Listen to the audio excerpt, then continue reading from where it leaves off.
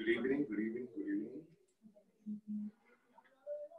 So, as part of this third part, this third class of this wonderful workshop of connecting with guides and goals through our body, we give lots of thanks for everyone that has participated in this workshop, both online and in person.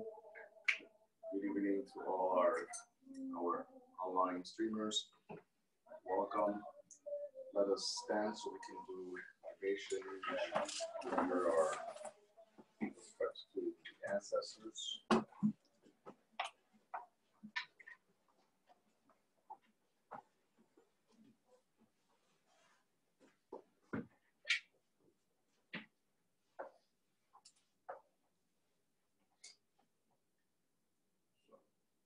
Omi tutto, ile tutto, wo tutto ma, tutto le, tutto la roba, alla way poco, ubambawa, tutto tini, ibara, muyuba, acheda, muyuba koda, muyuba, jam muyuba, ulofi muyuba, lo, bendición, dolor, fin dolor, un dolor, tu madre, guamale, ahí, guamale, la bendición de todos nuestros ancestros, la bendición de todos nuestros antepasados, la bendición de todas aquellas lumbreras de grandes conocimientos de la práctica de la obra espírita. May the blessings of all the ancestors, all our ancestors, known and unknown, may the blessings of all and each of every person who had knowledge of spirituality and its practices and its profound energy, may their blessings be amongst us, amongst all our live streamers as well. May the blessings of all our deceased family members be with us, because we couldn't be here without the presence of those that came before us and those that preceded them.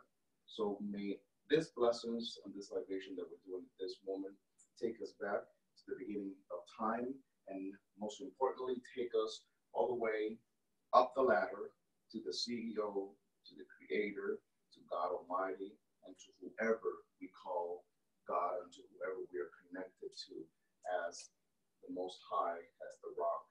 May that force be able to descend on this gracious night to allow us to understand better what our spiritual purpose is and how important our body is to play that role successfully, so that we can move forward in life into the fullness of our destiny with all the blessings of all our deities, spirit guides, guardian angels, and all that is of white light and positive energy. Do you all know what libation is? What's libation for you? I feel like it's when you're giving praise to your ancestors and you pour out a little moonshine or liquor to honor them. Yes. What's libation to you? Libation to me is fluid, it's liquid, it's refreshing. The old timers used to say that libation is any type of fluid, whether it's water, whether sometimes we could be drinking a beverage and we pour it on the ground. But we do it by mechanics, because that's what we're taught by our elders and old timers.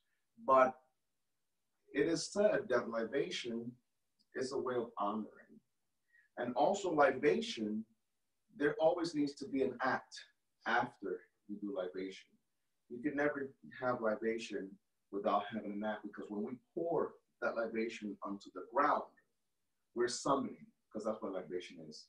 You're summoning an energy to come and listen to what you have to say, which is why in each and every ritual ceremony, whether it's a West African ceremony or where there is, any other practice, when they do libation, is number one, a way of honoring, but number two, when there's no specific order, is because you're getting ready to do something. So there's no way that you can have libation without having an act that comes afterwards, because we're calling upon an energy. At this moment tonight amongst us, we are calling our ancestors, we're calling our spirit guides, and we're calling all our energies for what we're about to do, because this is not just a class. Let me tell you something. This wonderful idea of having this workshop, right here and I, those with more 8% but it's not just about having a class just for the heck of it. I believe, we were taught, it is an understanding that knowledge should be shared, because knowledge is power. That's the saying that I've always heard since I was a child. But my saying, because I always like to rearrange stuff, I say that knowledge is power only when we put it into practice, and only when we know how to put it into practice. Because we can have all the knowledge in the world, and if we don't know how to apply it, and if we don't know how to put it into practice, and we don't know what to do with it, it's dead knowledge. And dead knowledge don't go nowhere, right? So, that's a different understanding of what libation is. We should never have libation unless we're getting ready to pray about something, petition something, summon something, ask for something, because this is a call. Look at libation as calling somebody on the phone. Ring, hello, and you're, hello? You called me, hello? So that's what we do when we do libation. We're calling. We're honoring, yes, we're honoring, but we're calling. It's the call that summons us to have a question, a concern, a doubt, or a way of giving thanks. Because we can do libation just to give thanks. It's not because we're asking for something. It's not just when we have a problem. It's not just when we're upset, when we're mad, when we're pissed, or whatever. It's also, thank you. Thank you for allowing us to be alive. Thank us for allowing us to have been either here to gather. Okay. So that being said, let us light this candle. Let us light this candle in the name of our ancestors, in the name of our spirit guides, in the name of all that we energetically and spiritually profess, so that, again, as I already said, not to sound redundant, so that we can understand what our purpose is in this terrestrial journey. So in the name of all our spirits, in the name of all our energies, in the name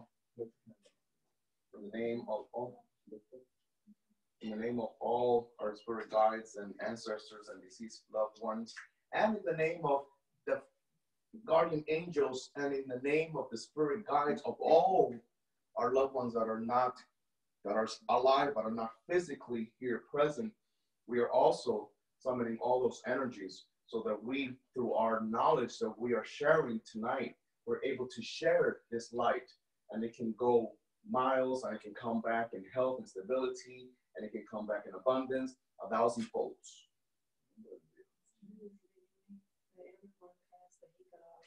And to a libation, call it these 3 ancestors of guides. Yes. So all right. Or just a few drops on the floor, and say the name of whoever ancestor, deceased family member, or whomever you feel close to energetically. Name them out loud so they can come and be part of this gathering tonight. Live streamers as well, just call out their names once we finish the circle. Just call out the names where you are, please. Of at least three of your ancestors. Doesn't matter if you know their full names.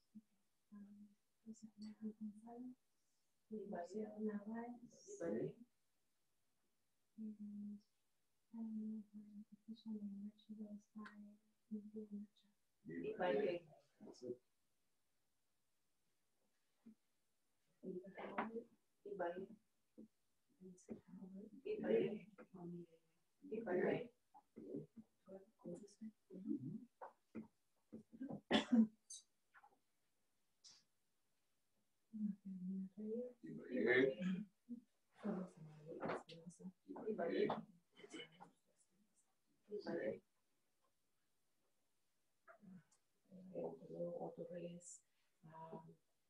William Michael Rosenberg, Right. Lidia Robert Rodriguez.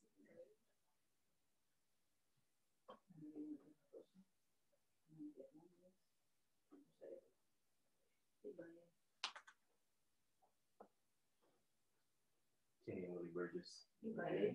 Kenny Burgess, Ibaye. Frank Emmanuel, Ibaye. Don Emmanuel. Ibaye. Benjamin Sanchez. Ibaye. His dad is also Benjamin Sanchez. Ibaye. And then Manuel Alvarez. Ibaye. Norma Aquino. Ibaye. Eminador Morazala. Ibaye. And Betty Lamont. Ibaye. Angela Perez. Ibaye. Pepe González. Ibaye. Esperanza Rodriguez. Ibaye. Richard Perez, Ibaye. Juana Garcia, Ibaye. Esther Ortiz. Ibaye.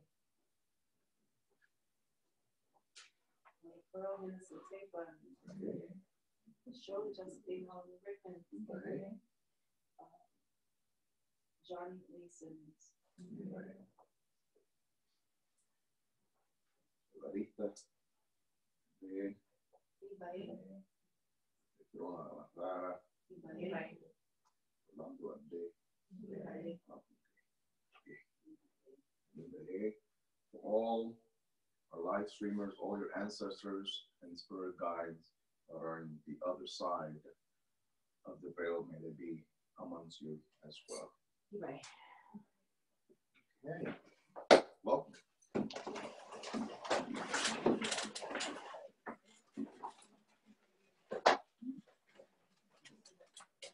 I would personally like to thank everyone for being here. It is an honor to have our initiated elders in the house, Magda and Ginger. It is an honor because this class is really a beginner level, a Leo level. So thank you for being here. Anyway, we appreciate it. Every fiber and inch of this class came from one of my particular female spirits. I used to be more heavily into my Bovada way back in the day, 2004 and so. And when I first came here, I went through a very drastic change in my life. And for a while, I didn't even want to, I don't want to have nothing to do with the Bovada, no spirits. I didn't want to be bothered. I had a Misa, and I didn't like that they told me, I don't like certain things this way. You got too much going on here. You got decoration here. I didn't like that. And I kind of broke my bond, but I've gotten back to that. But every fiber of this program has come from my female spirit. I was sitting there at the table working on book 3, and she's like, tell them to get some flashcards and give them this exercise. So everything comes from her about the idea of getting the flashcards and writing the meanings on them. I had never done that myself personally before. Even the words of the books, it was me channeling. So as I say again, I feel like the book wasn't even written through us. I feel like it was written, from us, but through us, through spirit. So Mafedefum, Ego, Mafedefum to the spirits for pushing this class and pushing this agenda. I never thought a year ago that we'd be doing a class like this and that my love for my spirit would be reignited. So thank you all for participating in this with me. I needed it just as much as maybe some of you may have felt that you needed it. I feel like I'm reawakened again. Thank you all so much. So we would like to do a little meditation, 2, 3, 5 minutes, so that we're able to also let go of whatever energies we might have been exposed to today, and whatever it is that we might have gone through. Just the stress alone, driving alone, that alone is stressful enough, so that we can let go of any unwanted vibes. And all our live streamers as well, even if you're just at home, to let go of any vibrations that can interfere sometimes with receiving the message. Sometimes we are listening, but sometimes it's not registering. And we just, we need the message not to just be heard, but for it to register, and so that it can stay with us for a long time. Okay? Definitely.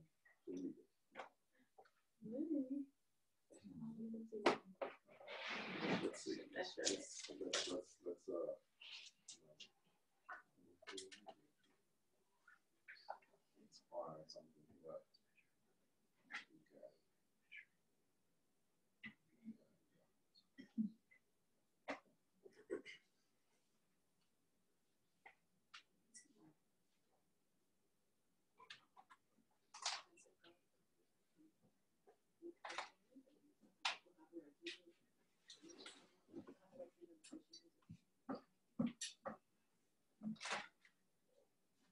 I hope everyone on that's live streaming has their flashcards in front of them.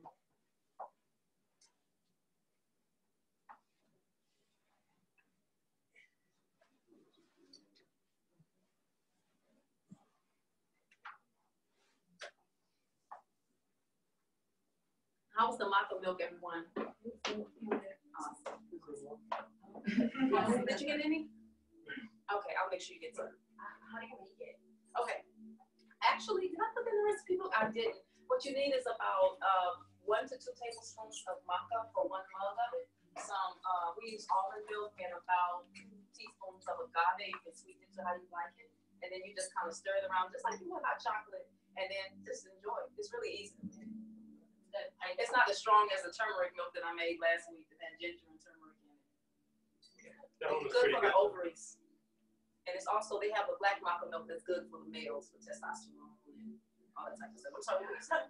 Oh no, the turmeric one was really good. Oh, thank you. Thank you.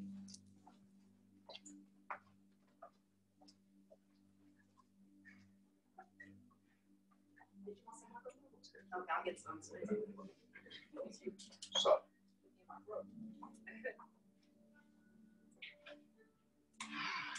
let us close our eyes.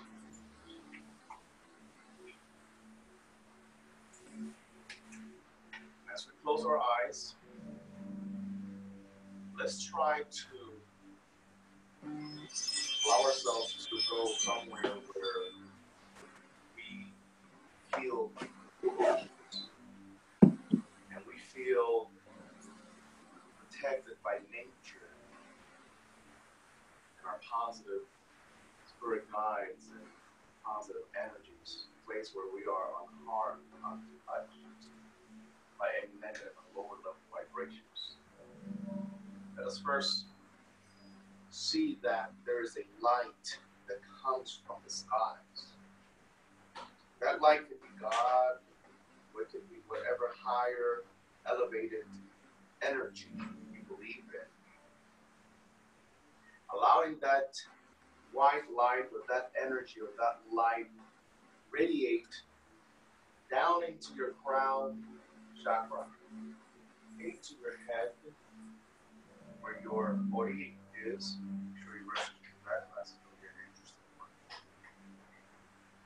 Allowing your mind to ease, to calm, exiting out all unwanted noise and chatter and negativity and uncomfortness. Let's take a deep breath in. Exhale. Allowing yourself to, little by little, welcome a peaceful mindset to your body, into the space. Allowing that positive energy, that white light to radiate down into your third eye, as they call it. Not really our third eye, but that's what it's referred to. Allowing that light to go into our throat chakra, so that we have the right voice to communicate, so that we have the right voice to speak love, that we have the right voice to express our emotions, our feelings, so that we're able to be heard. Allow that white light, that positive energy to radiate down into your heart chakra. Because even though it's our mind that makes decisions, our decisions is governed by our emotions. Let you be here with an open heart to receive Spirit's message and guidance and the knowledge that we all have to share with one another. Let it be Spirit that touch your heart, so that you may not only be here physically, but also energetically, emotionally. Allowing all that white light to radiate down into your body, allowing you to ground, feeling yourself grounding in this space, allowing yourself to be here not just physically. I want you to see this energy and this white light creating a protective circle around you where no negative energies and no negative vibrations can touch you. No spirit of confusion can block your judgment. No spirit of doubt can create any kind of unwanted feelings. You're protected. Your space, your protective energy has been created. In this light, you might see your guardian angel, you might see your spirit guide, you might see an ancestor, you might see a deceased loved one, because they're here. They are by your side. They are amongst us. Because all our spirit guides are needy of this connection, are needy of us to be able and willing to connect with them at a much deeper level so that we can fulfill our purpose. We all have a purpose in life. Even if we don't know where we're heading, where we're going, we all have a purpose in life. This night, we are little by little, with the help of the Most High, with the help of the universe, of Mother Earth, of our guardian angels and spirit guides, and our ancestors, little by little, we are attempting to the best of our abilities to perfect our purpose, this terrestrial journey. So I want you to inhale that energy, inhale that positive vibe, inhale your spirit guides positive energy that's been positive. Take a deep breath in as deeply as you can. Hold. Exhale. Now let's take here to work some magic and feel spirits energy amongst us all. And so it is.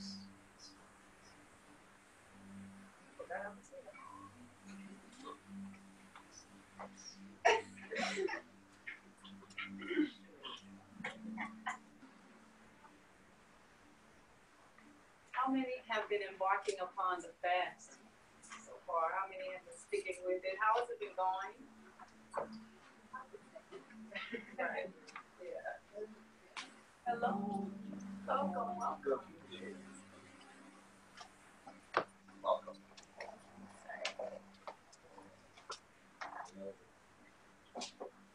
Do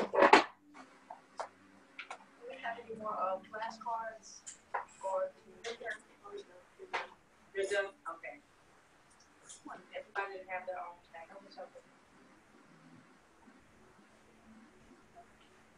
You know what?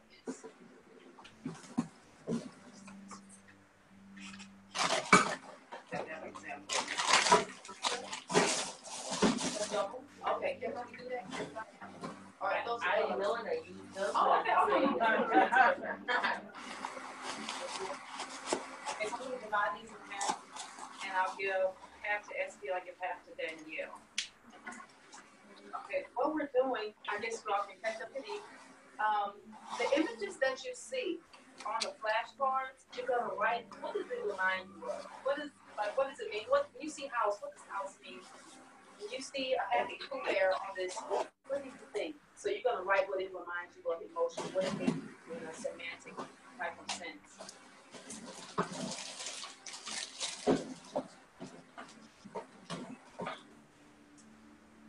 Like say for instance, for example, when I see Eeyore, now I'm not insulting y'all's intelligence with these cards. It's just that it's the best looking card of one. And then the next thing is it's not familiar like a word in the tarot, many of those people is and this and that. So it's very basic. This is what, like when I see Eeyore looking like this, I'm thinking caution. Caution. Don't make people sit back and wait. Be cautious. So that's what that means to me. So for example, whatever this would mean to you personally, you will put it there. And then we're going to do a guided communication exercise.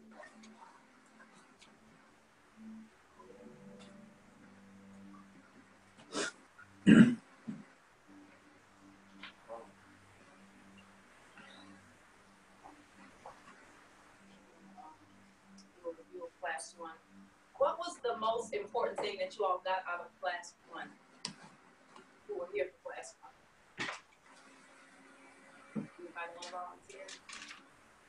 I like the ladder. Oh, the ladder. Oh, thank you. In class 2, what was the most meaningful thing of class 2? For cutting cords and for prayer to the singing to the loved one, to the ancestor. Yeah, those were Thank you so much. So we've gone through cord cutting, how to cut soul ties. We've learned that the mental exercises that we're doing, they're not like hocus pocus alakazam, everything is all right. It's like, once again, it's like a barbell. Work it before you move stronger it gets to you. These are just basic intuition development exercises that we learned. And we use the ladder, the concept of the ladder and the hierarchy of spirit to understand our oneness with all things and why everything is so interconnected and why for reverence and remembering them is so important. Tonight, we have talked about starting from the bottom, going up the ladder, but now we're going to talk about something that's not often talked about in African traditional and shamanic traditions, and we're going to talk about the CEO at the top of the ladder and the importance of not forgetting the CEO. So for this last class tonight, I'm going to draw this little funny looking ladder one more time so we can illustrate our points, and then we'll start off with the elder to speak on the importance of reverence to the Creator, whoever or whatever we call her or him or his. Yes. Oh, thank you.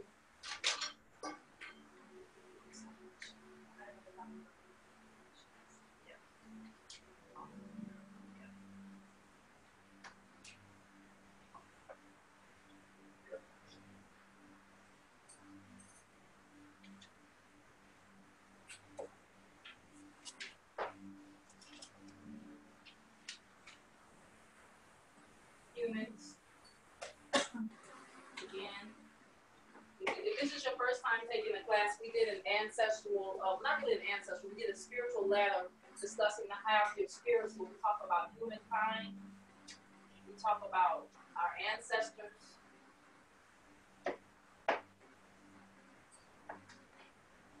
our more elevated spirit guides that are not necessarily bloodline.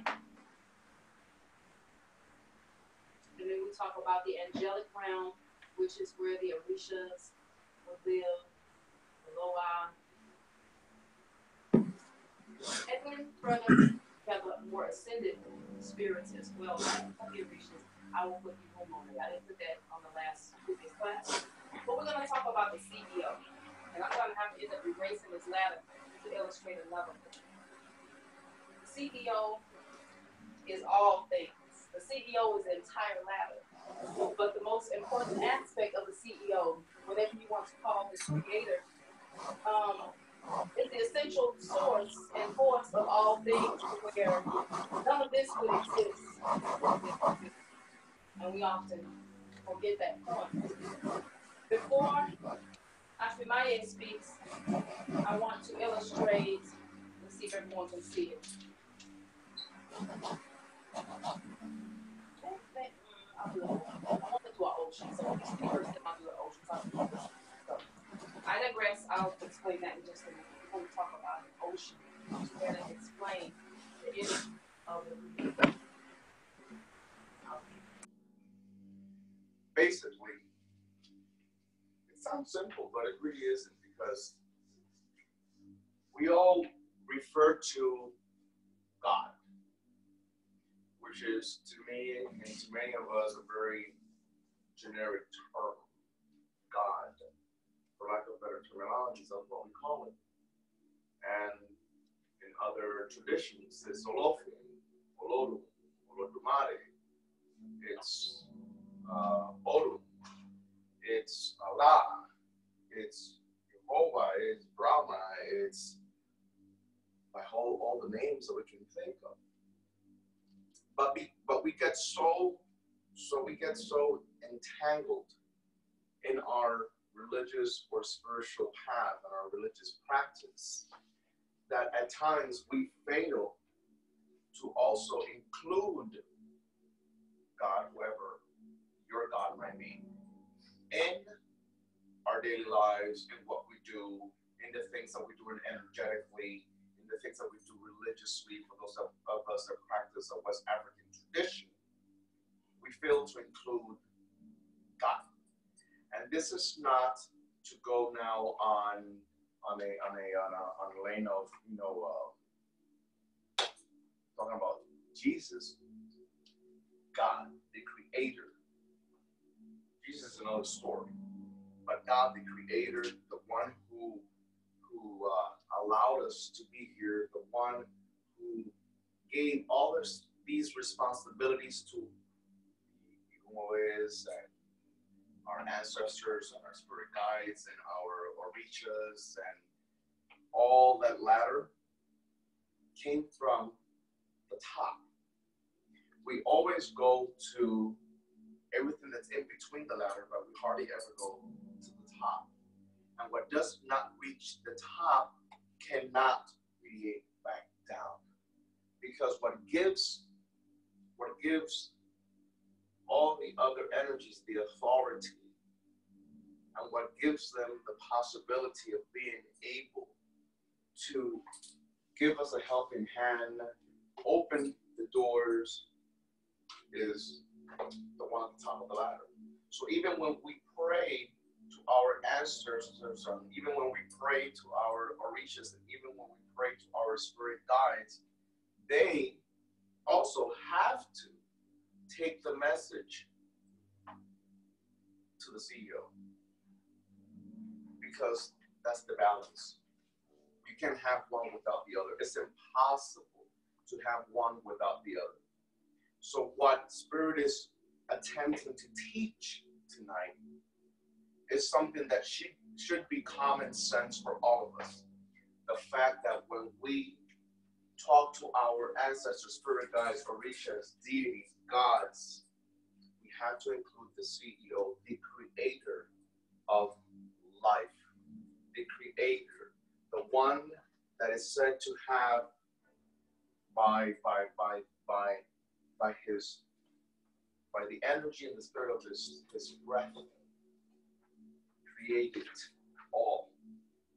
We're going by day, doing a lot of things, and we're forgetting that there was a creator.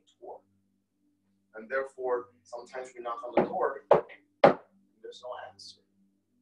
And it's not that the doors we're knocking on are wrong, because they're not. Because they definitely are not. You're talking to somebody that, was, from the moment that I opened my eyes, all that I ever saw is this. All that I ever saw was the orishas. All that I ever saw was African practices. And that's what I live by day, and that's what I will continue to live by. But I am also a person that there's not a day that you can tell you this. Because we pray, as a matter of fact, we pray differently. We all pray differently in our own way. But there's not a day that I don't wake up and I don't acknowledge the Creator. Because it's impossible to light a candle to Elegua and light a candle at the spiritual altar and shake the maraca and ring the bell if you're not acknowledging who made the maraca possible to sound to the Orisha, and who made the bell possible to ring to San Jose and the whole 9 yards and all our spirit guides and everything that we do, you have to acknowledge the CEO, whether you call it Allah, whether I call it Nsambi, whether I call it Olofi, whether you call it Brahma, whether you call it whomever it is. To many people, it's just Orum, the sun. Whatever it is, you have to acknowledge and include him in your path, in your ideas, in your concerns, and also in your blessings. We always say, when things go good, I would too, myself, thank you so much. But we also have to say, thank you, Olofi, as well. Because guess what? Lego didn't do it by himself. Didn't do it by himself. Let me repeat myself again because I don't want any confusion that I am taking a different route to things. I'm not taking a different route to things. And for those of you online, for those of you that will see it later on, what, for lack of better terminologies, we are calling God is not just one. God is God in whichever terminologies and whichever name you give the Creator. But we have to acknowledge the Creator before we acknowledge Shiva. We have to acknowledge the Creator before we acknowledge Elektra.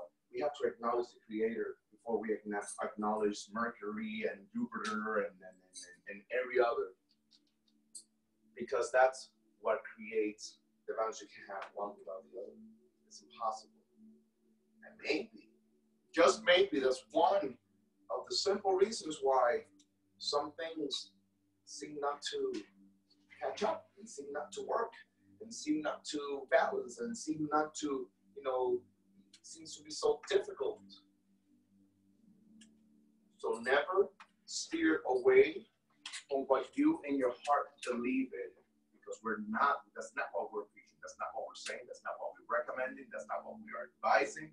We are not advising anyone to steer away from where their heart is. We're asking to include the Creator into where your heart is. Bring the Creator into what's already in existence, because what's already in existence wouldn't be if the Creator would have not allowed it to be. And maybe that will create the balance. And maybe that will bring you the peace of mind that you need. And maybe that will get that person off your back, that boss that's driving you the heck crazy, even though you're doing your work and you're doing your job, and they just are so impossible to deal with. Maybe that's the person, that's the energy that's going to bring peace into your home. Maybe that's the energy that's going to allow maybe your significant other to stop drinking, or to stop doing drugs, or to stop acting crazy, and to stop doing the things that he or she is doing. Because at times, guess what? Ancestors get tired. Spirit guides get tired. Orishas get tired. Yes, they can. How can they be? They can. They can get tired. And the only one that can recharge that battery is the CEO, the Creator. The only one that can recharge Elegwa's battery is God. The only one that can recharge Shiva's battery is God. The only one that can recharge any other thing that came from that ladder is the one on top. It's the one on top. It's also about learning how to look up. It's also about learning how to look up, because we are in this ladder. We are part of this ladder. We're at the lower level, but we're part of this ladder. But, we only tend to look up so high. We tend to always look up at a certain level of high. We hardly ever really elevate we hardly ever elevate our head to the top of the ladder. And you just can't go by without acknowledging the Creator. That's just as you owning a home. You own a home. And those people, you do real estate, right? So You don't live in the house. You just allow these people to see a home that's available, and you make a transaction and you hand them the keys. But imagine if you were a person that has an Airbnb business, and you have it in your home, right? You're the owner of your home. And you have all these people that come through and stay in your home, right? And though they're paying you, but it is your home. And they come and they come in and they come out. And they never say good morning, they never say good afternoon, they never say good night, they never say thank you, they never say goodbye, they never say nothing to you. It would be impossible. They just wouldn't work. And that's what we do when we don't acknowledge the secret. We are in His house. We are in His territory. We are in His creation. We are part of His creation. You gotta acknowledge it. No, for her, well, it doesn't matter what it is to us. It doesn't matter.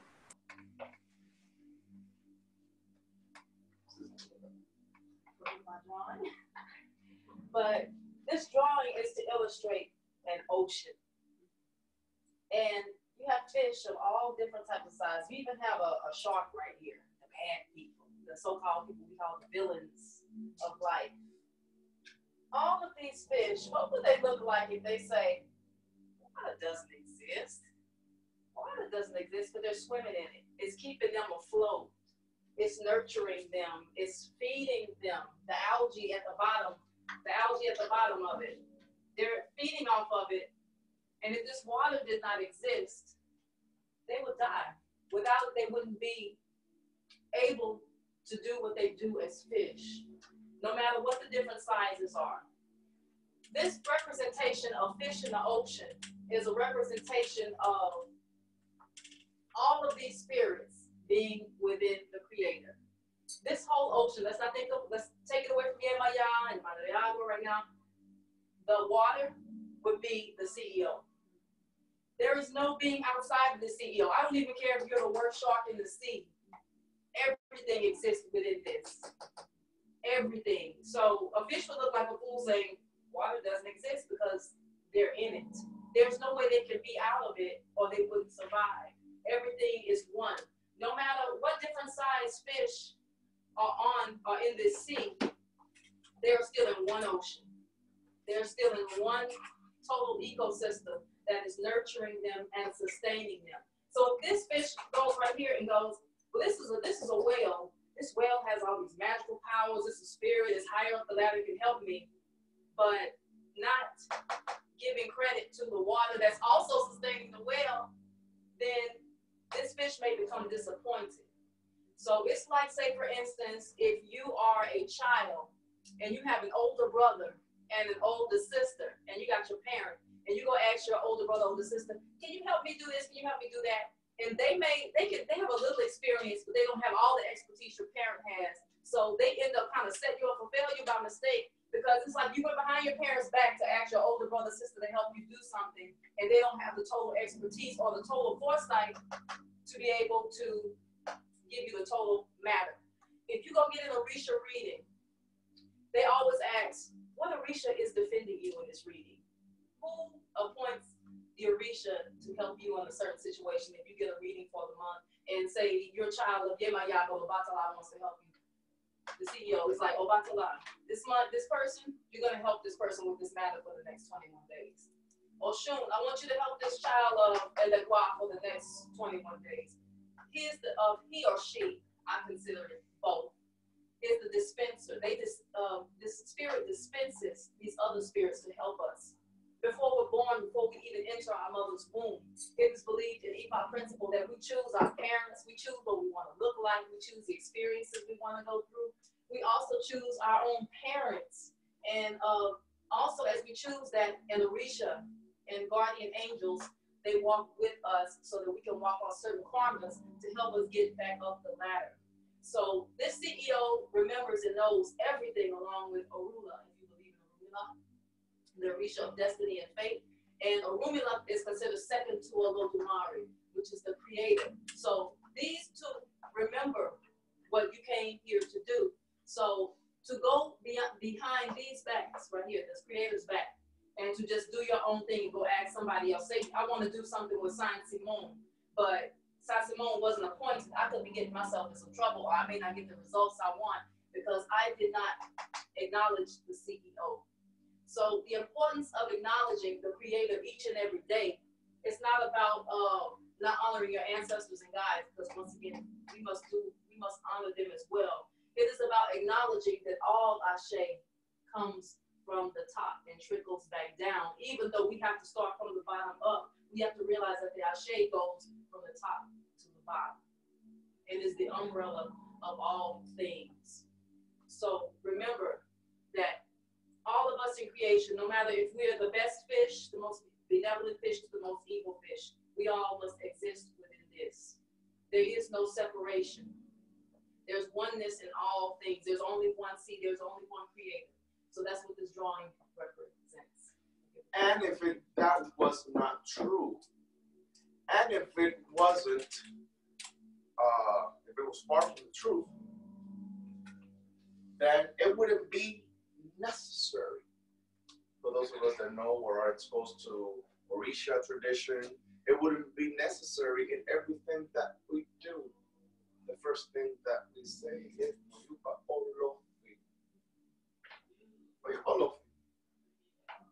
and if that wasn't true, if we don't even belong nor care to be part of the Orisha tradition, and we're just, practicing espiritismo, the practice of spirituality, spiritism, we wouldn't start with Padre Nuestro. So what does that tell you in itself? It tells you if we don't have his permission, or the creator's permission, because I don't like to give it a gender, because to be honest, well, that's another class. But then it wouldn't be necessary. It wouldn't be necessary.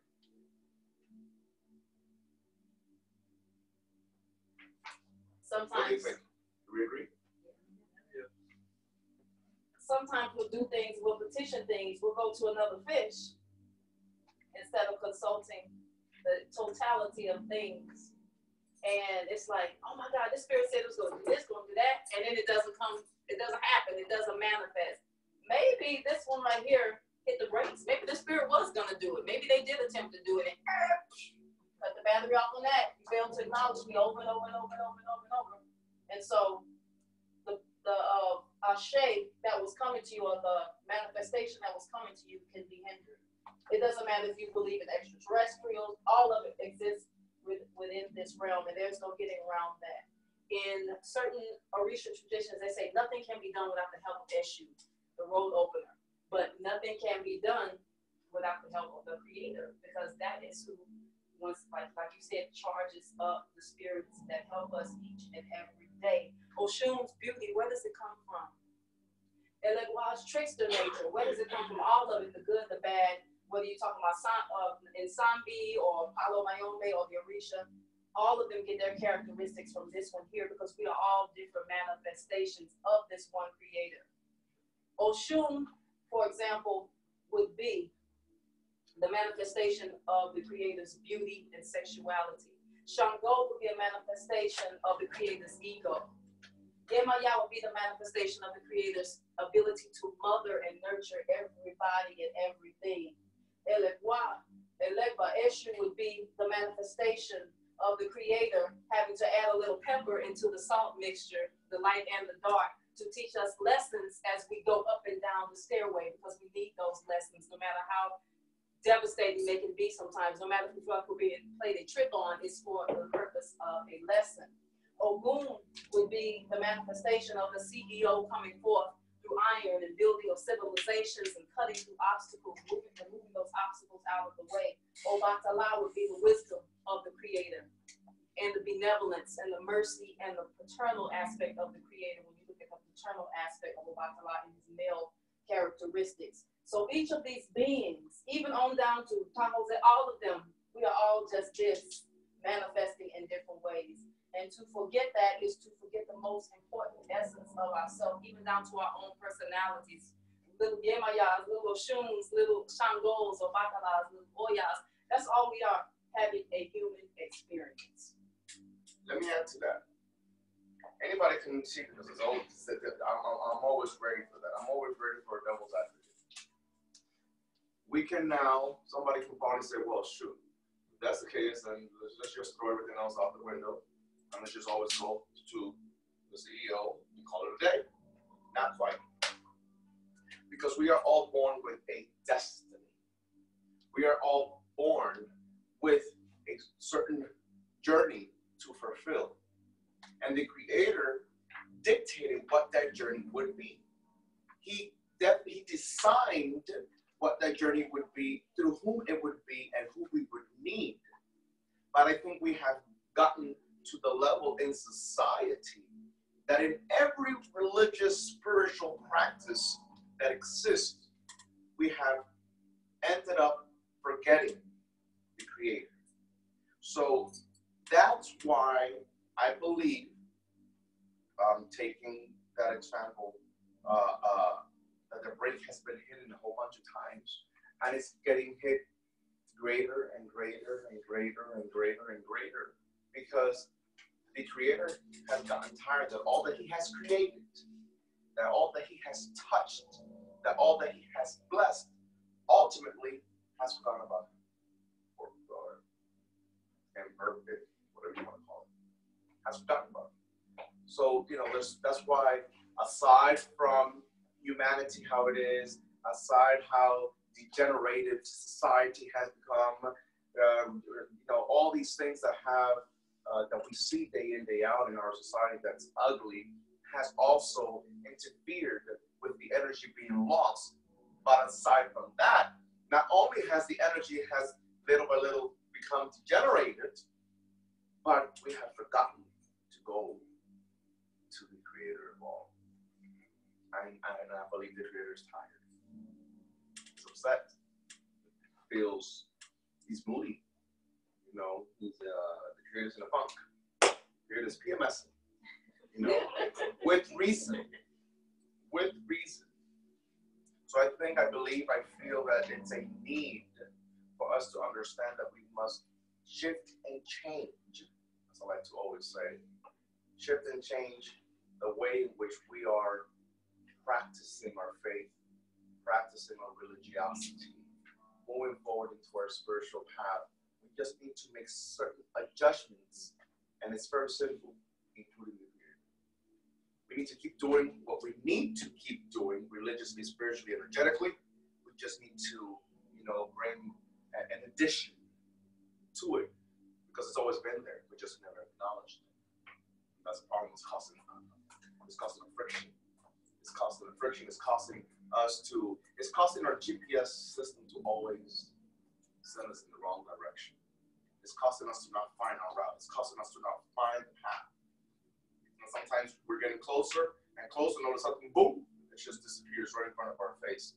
And we're tired of trying to make ends meet in different aspects, not just financially, because it's not just about money.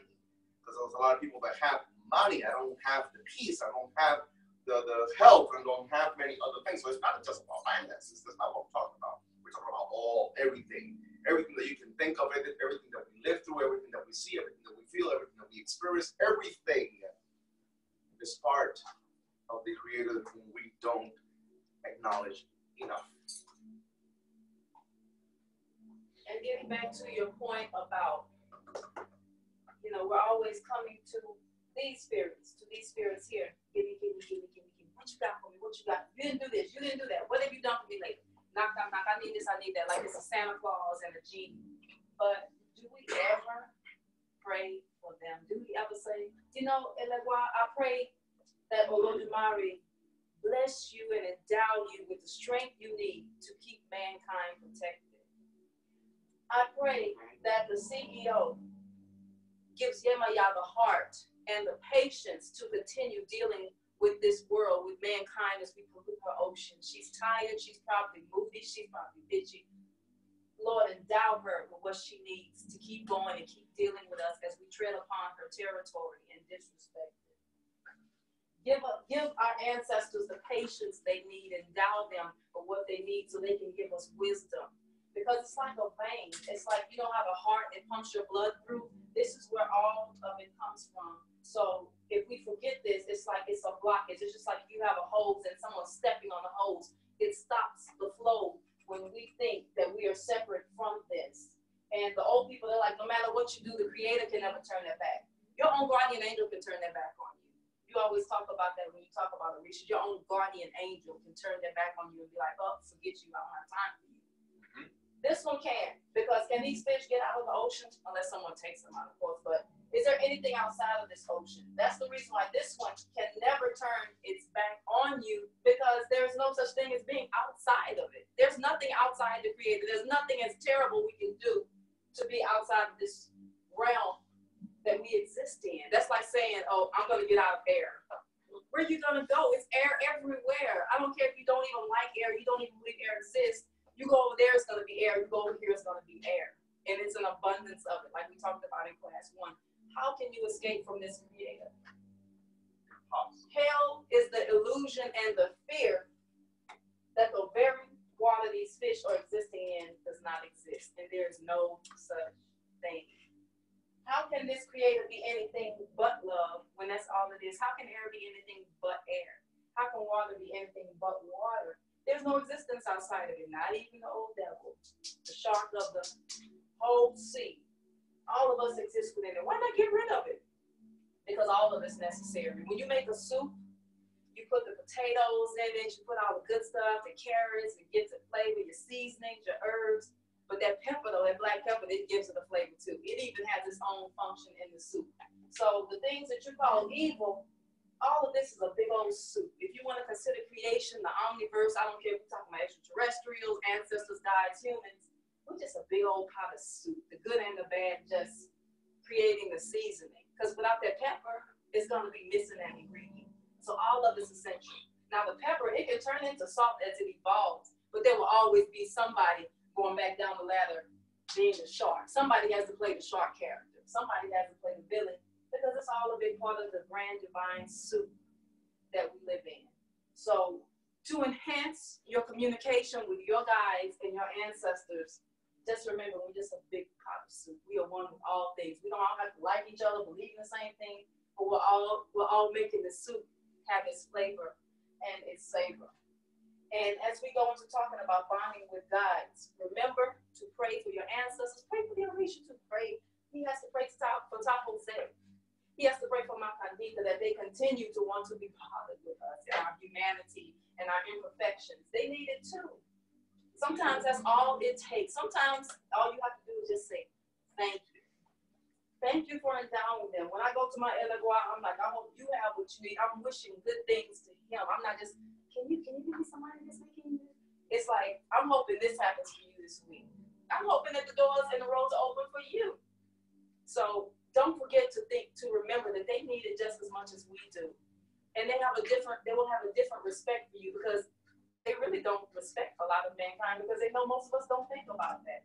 But if you do that, if you're after their very own heart, you will get their attention more and more if you remember the simple fact. We are all part of the same big C, big soup, and connection to CEO on this ladder.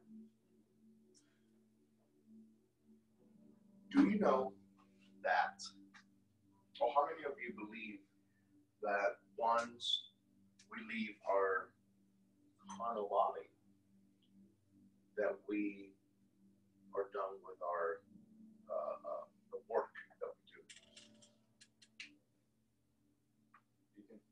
It's over. We keep working. We keep working. We keep working. Please know, many of you, not all of you know it, but I don't think we are continuously conscious about it. The fact that we are spirits. We are all spirits. Remember, at least in teachings of spirituality, they teach us that between the spirit realm and the flesh thin veil. It's a very thin veil. Very thin. We're closer than we even think to the spirit realm. It's just that we can't always see it, but it's right there. We are spirits. We are, our bodies is like a car rental. That's what it is. We're in a rented. This is just a car that we rented to put our soul, our spirit in, to get by and to do what we need to do to fulfill our purpose as an incarnated spirit, as an incarnate spirit. So when we leave this rental, okay, when we leave this rental, we keep working in a different way. Know that the same concerns and the same issues, worries, pain, deceptions that your deceased loved one, your deceased father had when he was in his rental, he still has as a spirit. Still has it. Because as long as there is someone on this side of the realm, there's always someone to worry about. There's always someone to be concerned about. There's always someone that needs that help and that assistance. So the job never really ends. It never really ends. So we don't do enough to give them the energy that they need, which in return we get alleviated if we were more consistent and we were more committed to keep the relationship flowing, because we need them just as much as they need us. It's important to understand that. You can say something. At what point in the ladder, if any, does so we're here and then our ancestors and right? Our ancestors are the most familiar because they're closest, right, in proximity to us as far as feeling, jealousy, need, the smoke, the this, the food, that kind of familiarity with the carnal energy. At what point of the ladder does it just transmute to love and there's no longer that, do you know what I mean, that worldly carnal type of vibration? I mean, do you believe that up until the top, the angels and Orisha, that they worry? Yes, they do. You believe that they worry? Of course they do. It's impossible for me to help you if I don't worry about you. I can't help you if I don't worry about you. Is there at any point, do you think that the CEO worries? The CEO, in my understanding, the CEO just loves. Okay. I asked that question because at some point, I mean, my understanding from my guide, personally, and just what I've adopted is, at this above level, there is all of that. That the hardest, when a person dies, when our family members die, the hardest part that they have is to let go of us. The pain, to see us suffering, to see us crying, to see us grieving. That's why it's important for us to let them go and help us send them. Then our spiritual guides, they've signed up. We're a team. They've signed up to help guide us, to help protect us. And it's teamwork where we are helping elevate them. It's a mutual exchange. And so up here at them, with the Orisha worrying about us, like, are they worrying about us or are they fulfilling CEO duties in the everything realm? Do you know what I mean? With love. Like, where does it stop being the the yin to the yang, if at all. Do you understand what I'm trying to ask? Well, it's just kind of like our family members. We worry about each other. If you think of your ancestral guides, they're going to automatically worry a little more because their story is more connected to your story. If you think of a tree with branches, we're all of the same blood, but there's different branches of the tree. So if you are of a particular vein within that branch, they have a more vested interest in you. And since we are one with all things and each branch connects to the tree, then automatically that flow of worry and concern, it will go to them automatically because once again, it's no separation from this. So if one part of this body is worried, then the rest of the part has to be worried as well. And then the whole purpose of us even being down here is because if you're up there, there's nothing else to do. It's just like, it's the creator needed to experience itself. So it's like, I'm bringing pieces of myself so I can experience what I am, or else I don't have an experience of myself. What's hot? What's cold? What's hungry? What's horny? What's jealous? What's mad? What's betrayed? What's angry? And we're just pieces of this, having these experiences so it can experience what it is, so it can get a view of itself. So worry is part of that condition, but you're speaking of them loving us from the heart, right? Well, to me, it's just, I think I'm having trouble with the word worry. And because I think more in terms of vibration and energy, and worry is a denser vibration, and I don't feel that they are that they have it on that density level. So it's an exchange, it's an experience. What is betrayal? What is this? What is hot? What is whatever? I don't know that I can process worry. I with your example, it clicked, I got it. It's just, I think I've chosen to see everything like fluffy and beautiful, except down here it's heavier and harder. Definitely. Ultimately, they won't be worried because they know there's an expected end. There is really no death. It's shedding bodies, reincarnating, coming back. So they know that even the worst thing that happens, it's going to still be all right ultimately. But since we were given the gift of free will in order for the creator to experience itself, that is, you know how you watch a movie, you know how the movie's going to end at the end, but while you're watching it, you're like, oh man, you know how you get kind of in the midst of it, you're watching them. So we can consider them like our audience watching us live our life, and they're sitting up watching us eat their popcorn. Girl, don't go that guy, don't go down there. But you know it's gonna be all right at the end of the day. Okay. So I think it's more like that. Okay. Yeah.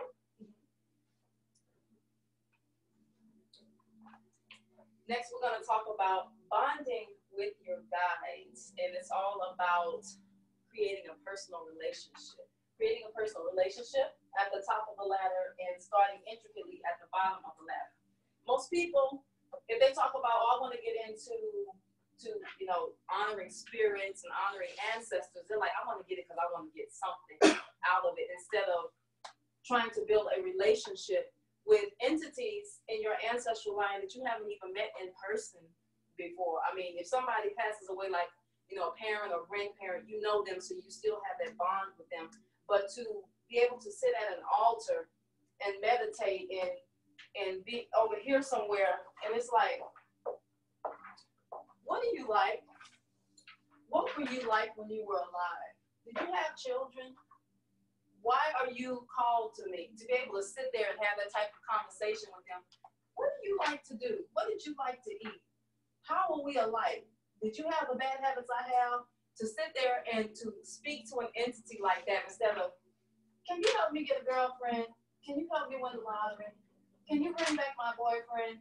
It's a whole different ball game. You open up a whole different can of worms when you approach them with reverence and trying to get to know who they are as individuals. It's just like that family member that comes. They only call you when they want some money.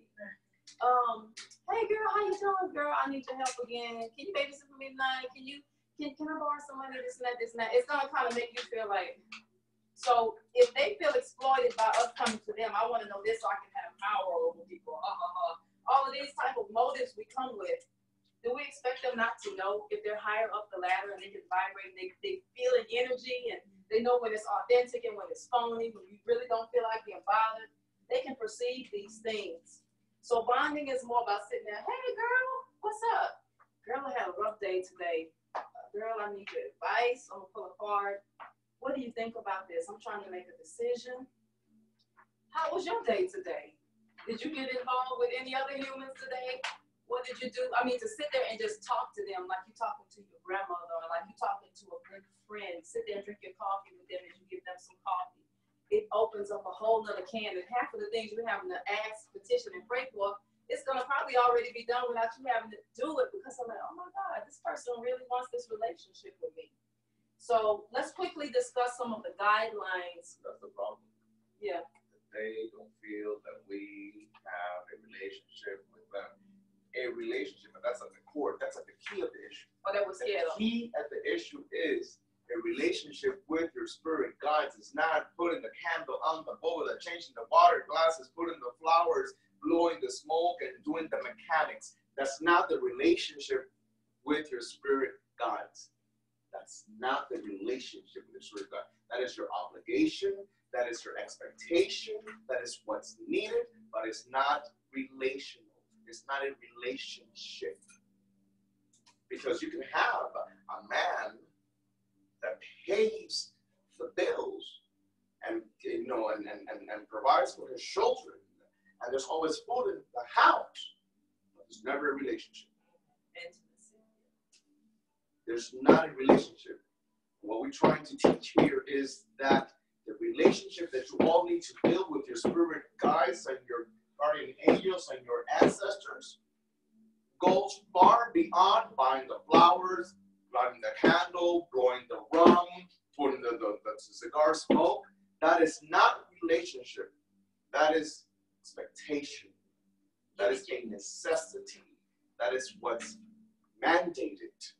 But it's not a relationship. You don't have a relationship with your spirit guides if you don't know how to sit there and talk to them and include them, not include them in the I need list, but actually include them as she explained. That's what building a relationship with your spirit guides is all about. I've had times in my life where I've sat many times. My godchildren know that back when I was living in Miami, I used to live in the front of the house. I used to sit there and talk. If a non-religious person, psychologist or whatever would see me, they would Baker at my black ass, and they would put me in the 9th floor of Jackson Memorial Hospital, basically, because I would literally have conversations and dialogues with my spirit guide. I would literally have dialogues with my spirit guide.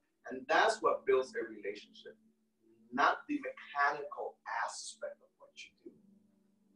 Many of you have done years and years and years of mechanical work. There's no essence, there's no juice, there's no vibration, there's no energy, there's no bond, there's no relationship. Can I share something? I've been doing this way since I was 23 and I'm 47. And I've had highs and lows, but what they're talking about is so real. And my first experience of my guide was because I was going through a very difficult time, and in my first Misa ever, she came through to say that she caught my tears, that she would catch my tears, and it was the first tangible conversation sign of anything like this existing. But fast forward to the beginning of the year reading, I had a reading that, because I don't have extensive comprehension, what I can grasp is only what I can grasp. But I have a relationship with the spirit of this house of a lot of respect, and if I'm very honest, it's my first strong male energy spiritual relationship. It's a father spiritual figure for me. And in my heart, like in my mind, I talk to him every day. He's not mine, but he's mine because he's like my dad. And I'm in the car, in the shower, I'm always talking to him. And I don't ask him for anything other than to take care of us. But when the physical need of this house exists,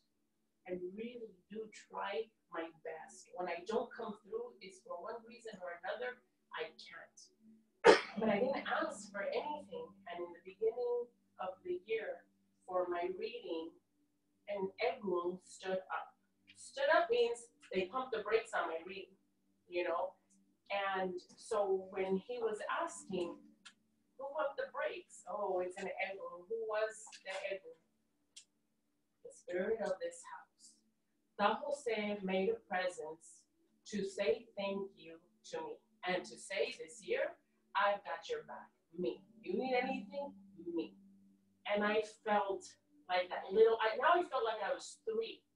Boasting, I was happy, I was rejoiced, and it didn't matter how hard or how anxious I had been getting to there. It's a privilege and it's an honor. And the reason why I wanted to share that is because it, you know, for those of you in development, I didn't even expect that. I didn't expect it. I didn't do it to expect that. I did it to relieve myself for a house, for my God, brothers, sisters, children, my godfather, our entire house is why that's in my heart and in my nature. But it comes through tangible. So that's our relationship. They are my best friends. They are my parents. They are an extension of me that without that, I would not be here.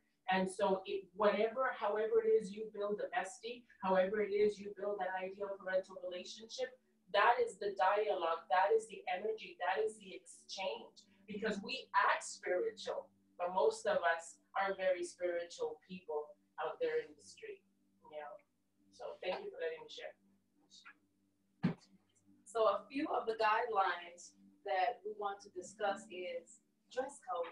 How do we come in front of them? Will we go in front of our great grandmother with our boxers hanging or no bra? How will we dress in front of them?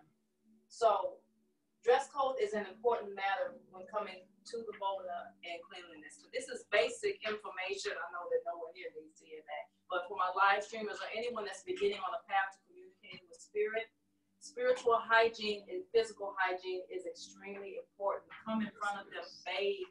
Come in front of them dressed decently. Don't just come in front of them any old type of way. Consider them like you're going in front of your great-grandparents. You want to come with some respect in front of them. Once again, don't just come like a gimme, gimme, gimme, gimme, gimme. Take the time to build a relationship, and they will already know what you need before you even realize that you need it. Take the time to see who they are, interview them, sit down and write down some questions that you want to ask each spirit that you are aware of in your spiritual quadrant. What do they like? What was their past life like when they were on earth? What is their purpose? What is their greatest joy in working with you? What is their greatest headache? What annoys them? What annoys you the most about me? Ask them those type of questions. Get to know them. Get to know their personalities, because all of them are very different. And that's a key to building intimacy. Another practice I wanted to talk about, I just got this makeshift doll because I couldn't find another one. You know how, most of you know how an ancestor doll looks. You can get a doll, and you can get an official doll that actually has, you know, secrets in it and things.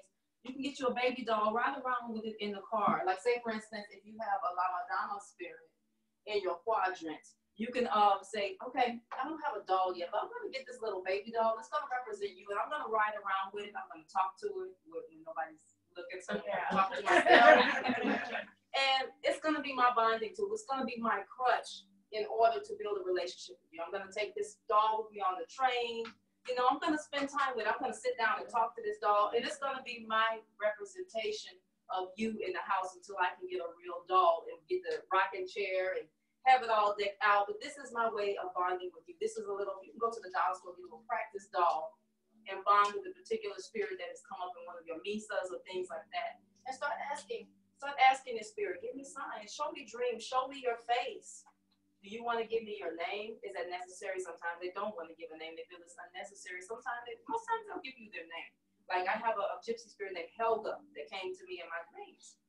She was not like I expected her to be. A lot of us, especially in African traditional religions and African Americans, they're like, oh, well, Kumbaya, all our ancestors are African, this and that. You would be surprised. You could have a Spanish gypsy in your quadrant. You can have an Asian in your quadrant. They're all different.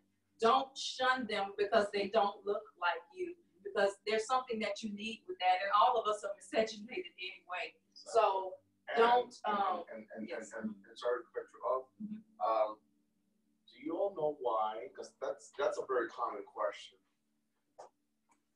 If I'm Mexican, what the hell do I have an African guy from Angola, Nigeria, from Boondock? If I'm a white Anglo-Saxon, what the hell do I have to do with an Arab spirit? You don't know why. You know what? What's your philosophy? Well, my theory is, I really do think everything started in Africa. I really believe that in my heart. True. But if right now that I'm learning a little more of the theology and the history, there are very marked times when there was influence of Spaniards, or there's influence of, of the Indians, where they also got killed, and I think it was all interconnected, and so they put very important markers why they would be present. These influences of these different countries, as time has passed. That's why those pop up the most to me. That's what I think. But why is it that someone in New York City who's Jamaican could have a spirit within their spiritual frame that's Chinese?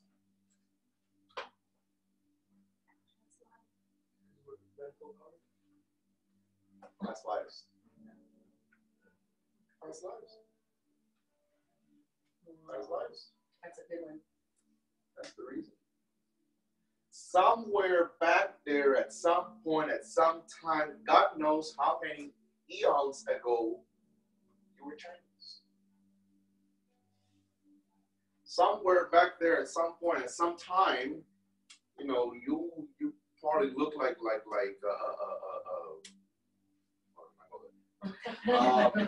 whatever now. But once upon a time, you were an Arab, or you were anything. That's lives. That's one of the main reasons, according to the Cartesian law, it's related to past lives. We'll talk about that more in Ori. Imagine, okay, you see an actor like Denzel Washington. Denzel Washington is exactly who he is. But in Training Day, his character is one name. In this other movie, in Mississippi Masala, he's a different character. In, what's another movie he's in? I can't think of, my mind is going blank. You know all the different movies that he's in. He's always a different character with a different name, with a different wife, with different children, but yet and still, after he goes home, he's still Denzel. That's what reincarnation is like. It's like you are you. Pretend like you're Denzel and you're a character and you're playing different characters.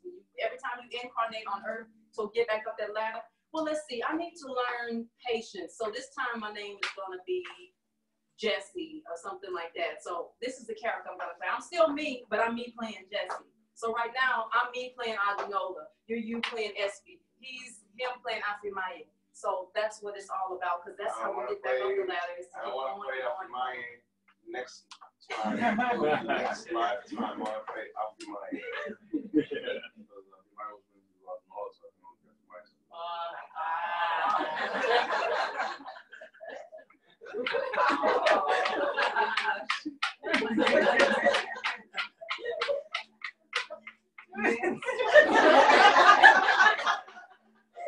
And another way our guides connect to us is we have something called the soul group. Imagine, how can I put it? Say for instance, this sunflower right here. It's one sunflower, and it's a bunch of sunflowers. And within this vortex, there's something that holds all of these petals together. This would be something considered a soul group. This is one person's soul group. This is another person's soul group. And every time you go back to the creator, every time you go back to the spirit realm, you reconnect with these people. These are your soul mates, your soul, your twin flame, different. And it's not just romantic. These are the people that you've known many lifetimes before, and you often reincarnate together. Sometimes they come as your mother, sometimes they come as your child, sister, your brother, your best friend, an enemy, all connected within this soul group.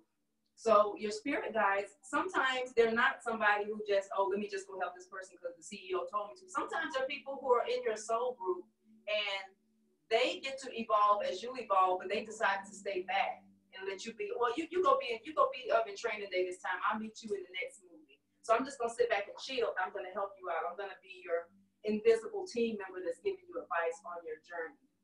So when you realize that you have mates in heaven, in Yoruba land they call it ekbe, your spiritual mates, then it will be easier to honor them. So this spirit guide could be part of a soul group when you were incarnated as a Native American. This spirit guide could be if you ever were an African slave woman or a nanny or a midwife in the 1900s. So you don't remember them, but they remember you. So they're still walking with you because as you walk through life, they agree, okay, I'm not going in this time. I'm not going to come down and be human, but I'm going to walk with you and give you advice. So when you're honoring your guides, you're also honoring those in your soul group that decided to stay behind and work with you and help you as you evolve. Because next time, when you go back to the spirit realm, they may decide to reincarnate and be human. And then you're going to be their spirit guide and you're going to help them. Because once again, we're just ancestors with a human body. We're created having human experience. So we take turns. Sometimes we're the soul, the spirit guide. Sometimes we're the human. We get to switch roles. It's like when you're in a group setting and you're doing workshops, one person gets to be this person gets to be that person. So everybody gets to experience the fullness of the human experience and the ancestral experience.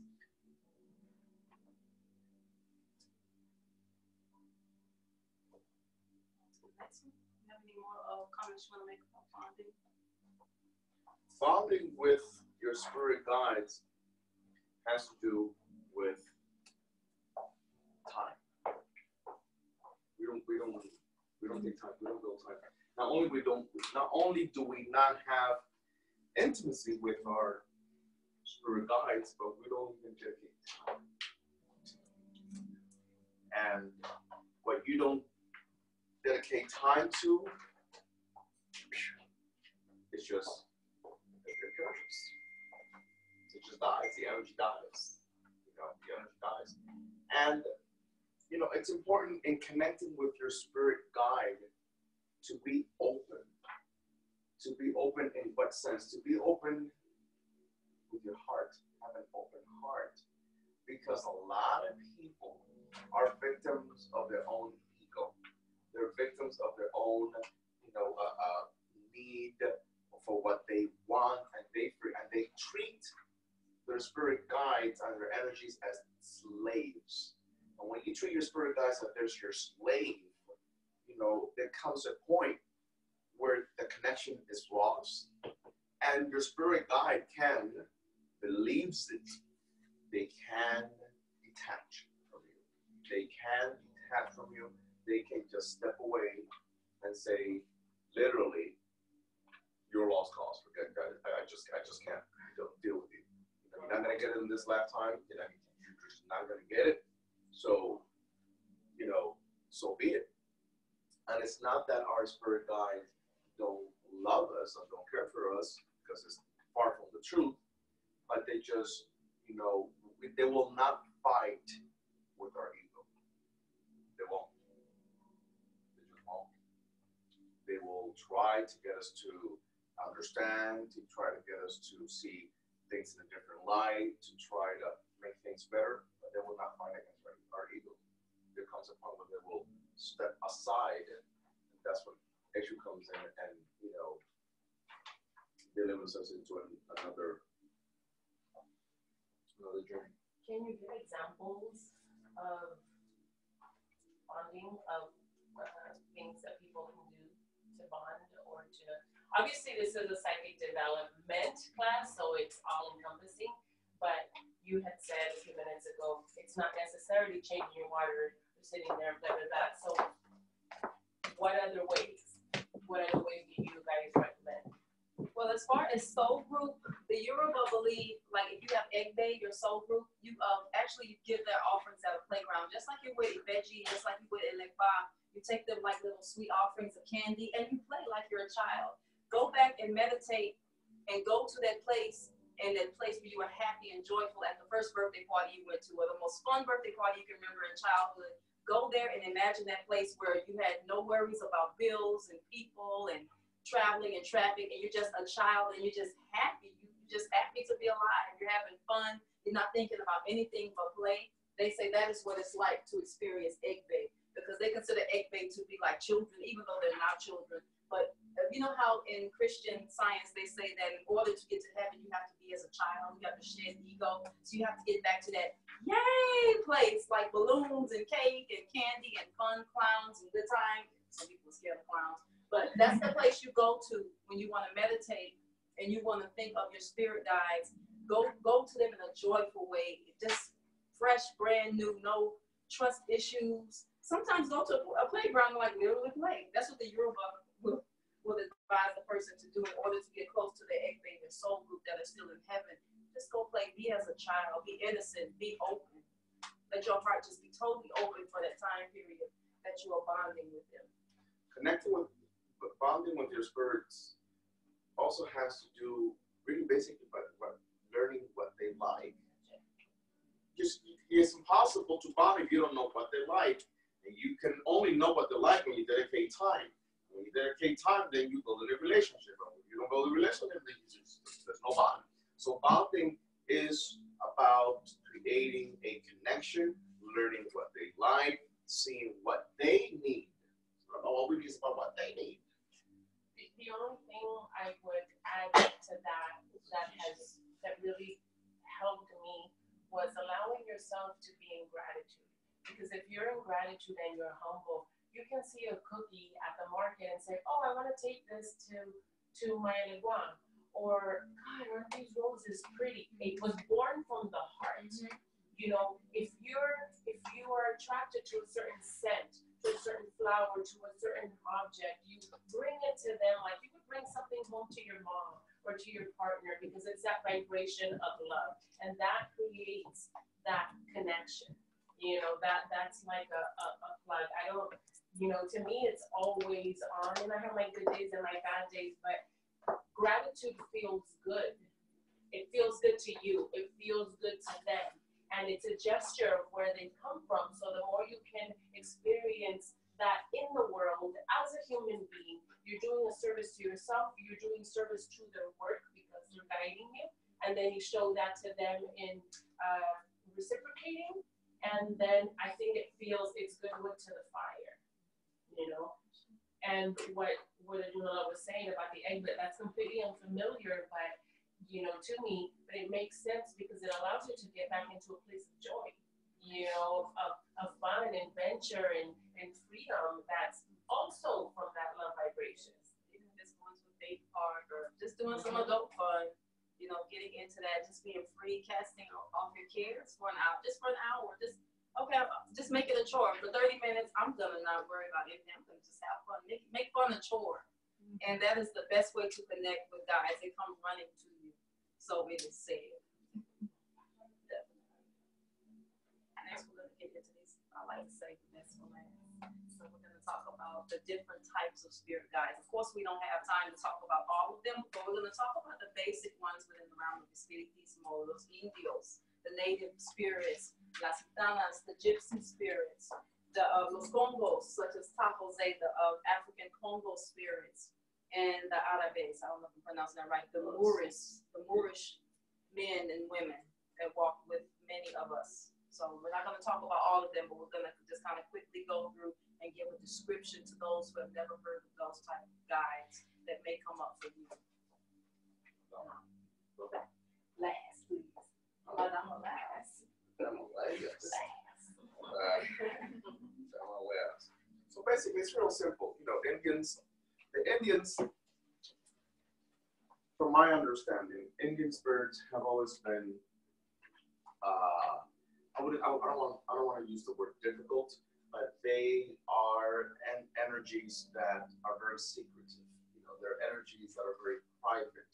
They're energies that they really don't say too much, you know, of themselves, only to the person that they have been assigned to.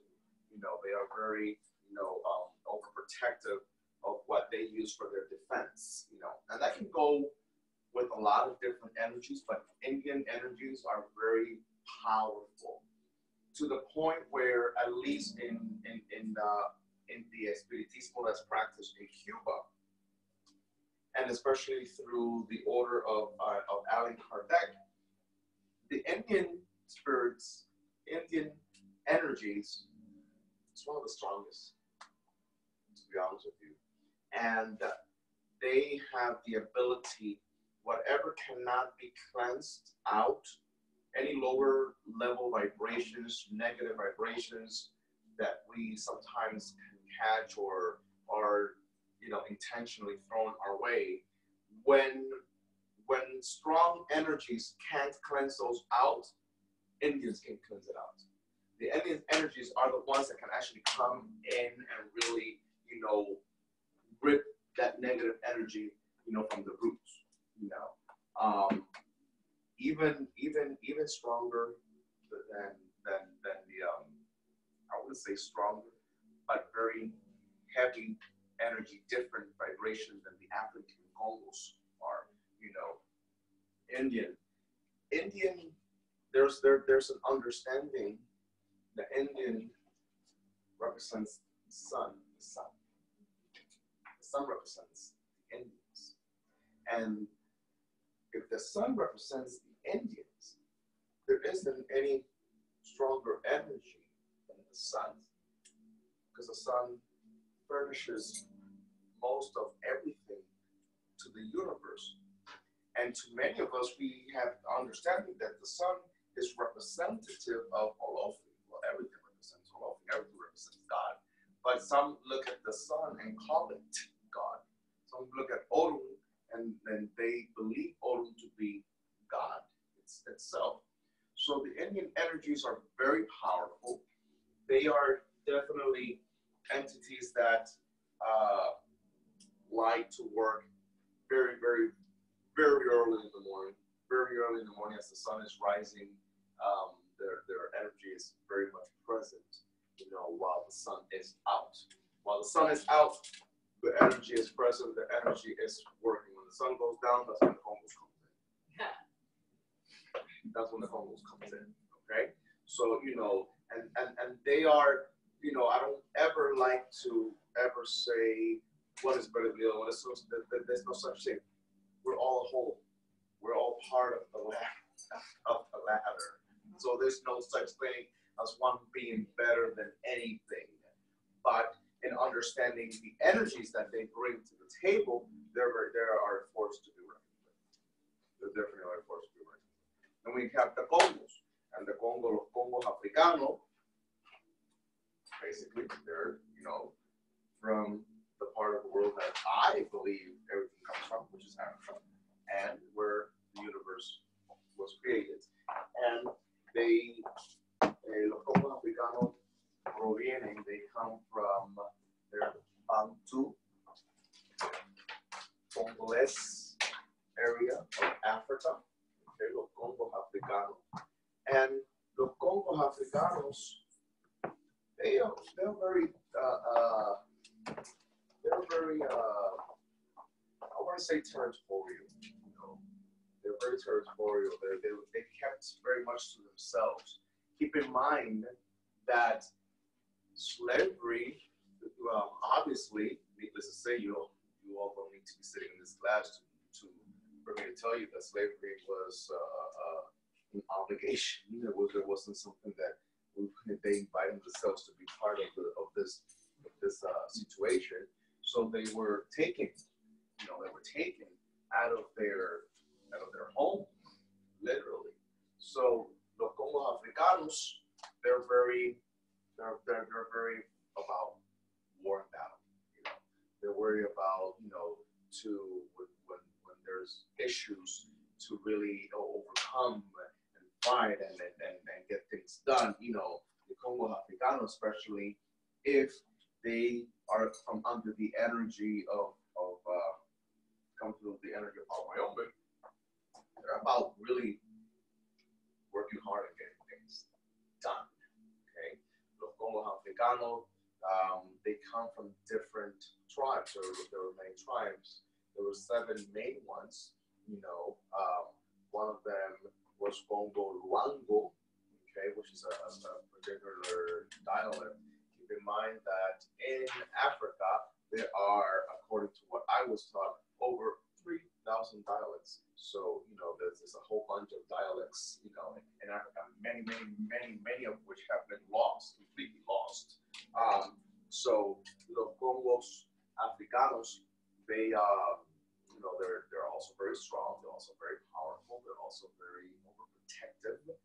extremely overprotective, but they're very humane.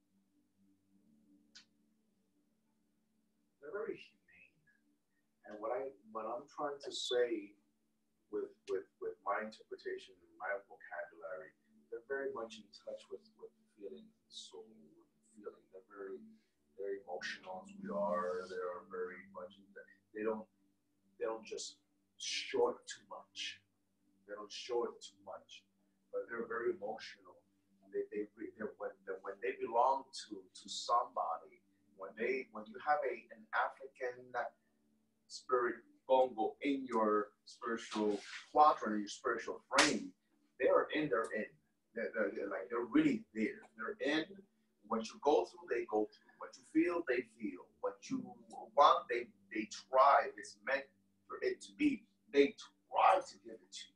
They try to help you get, to where you are. And when it comes to putting up a battle, when something is coming against you, they are definitely at the front and center stage of whatever battle that comes into your path. They're very overprotective. They're very fatherly. They're very motherly. They're very strong protections in that sense. So we got the Indios, we got the Congos Africanos, we have also los Gitanos, gypsies, which there's such a misconception of gypsies. Every time we hear about a gypsy, it happens to only be for the latter 10, 15 years of my life. Every time I go to a misa, every time I go anywhere, everybody only has female gypsies. Like there was no male gypsies at all. Like the male gypsies didn't exist. Gypsy is not exclusive to just feminine. They could be masculine, they could be feminine, And the gypsies, the Gitanos, are magical. They're about magic. They're about magic. They love magic. The Gitanos, they were magicians in some kind of way. They were magicians. Don't ever think that Gitanos, that gypsy, is just about cards, and then that's one aspect of the many aspects of gypsy energies. The cards and reading cards. There's many aspects. You can have a gypsy that's into cards. You can have a gypsy that's into palm. You can have a gypsy that's about a crystal ball. You can have a gypsy that's just about the eyes, because the gypsies work with the eyes. The gypsies about the eyes. One of the core things about gypsies is they communicate with the eyes, and they can see things through eyes. They can look into the eyes. Is like their window into your soul, into your being, into your past, into your energy, your eyes. Gypsy, when you actually meet an actual gypsy, they can look at you so deeply that they can decide whether one of you want to read for you or not, just by looking at you. They just look at you, and when they see something that's too ugly, or you have something in your nature that's just too, they'll be like, just by looking into your eyes. I don't even need to pull hard. I don't even need to, see your hand or anything like that. And gypsies are not exclusive, especially people, because this is recorded, and many other people are going to see this. Gypsies are not only from Spain. They're not from Spain. En el nombre de Dios, they're not exclusive to España. You got Romanian, you got, Gypsy, and there are different many aspects of gypsies as well, because when we think about gypsies, we think about la castañuela and la carta and the colors and all this and all that. There are gypsies that look like beauty bombers. You can only see there was a particular gypsy, I want to call it tribe, it's not tribe, but there was a particular gypsy group that they wore black. I don't remember the name. And they come from way northern in Africa, and the color was black. They were black. Gypsies are very powerful energies as well. great magicians. And when I say magician, I'm not talking about abracadabra. I'm talking about the fact that they can just you know, Africans, African, and the Congos is about the herbs. It's about, you know, the naturey stuff. Gypsies can curse you with the look with the eyes. They look at you and they can just curse you just by looking at you. Gypsy energies, anyone that has a gypsy in their spiritual quadrant, you have the ability, if you develop that energy, you have the ability to do magic with your eyes. And when we say with our eyes, obviously, please do know, include your tongue, because the H is in the tongue. So, you know, gypsies have the ability to speak things and make it happen, you know, with the tongue and the eyes. Okay? Well, you know, the Arabs, los espíritus árabes, are also very much energies that are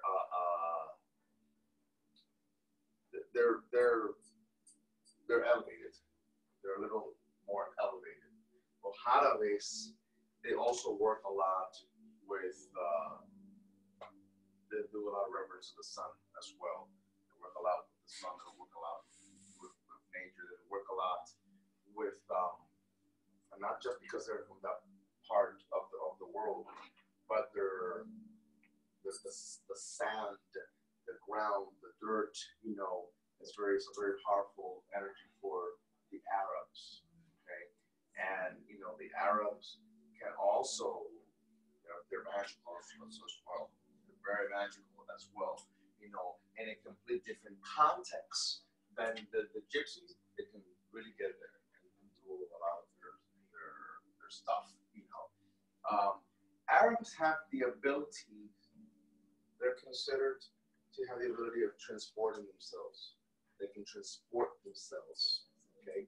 They can transport themselves, you know, in Cuba, there was, and there will be another class there will be another class for that, because we also have to understand how many different levels of spirituality there is. There are many different levels of spiritualities, and there are different practices of spiritualities, you know, within Espiritismos, you know, there's different levels. So anyway, the Árabes can, they have the ability to transport themselves.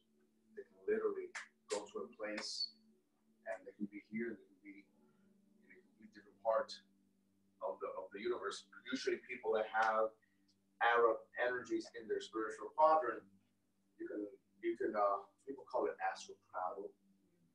But, you know, astral travel, depending on how you learn, how you were taught what astral travel is, there's certain distances that you can go, you know. The Arabs, not going to distance go. You can go anywhere. You can go anywhere. You could be right here, right now in Pomona, and, you know, with that particular energy, you could be in Egypt, literally, or wherever. I'd like to add an important point about the Arabs. Many of you may know them as the Moors. When you think of Arab right now, you're probably thinking modern 7-Eleven, but they were also alchemists. They had the ability to convert the elements and mix things and turn water into wine type of people. They were master builders, they were master strategists, and they were warriors as well. They were very mighty warriors, very master strategists. So if you have them in your quadrant, you have some strong energy in your quadrant. And to work with them, you can use things such as pyramids, you can use things such as maps, because a lot of them made the maps in Europe and things like that. All of them were not Muslim either. Some of them were, some of them weren't. It just depends on which spirit you get. Some of them like a Quran on their table to represent them. Some of them, they like esoteric items, ancient esoteric symbols and sigils, because they were into all of that. So I just wanted to add that. Yeah, that's right. And now for the best.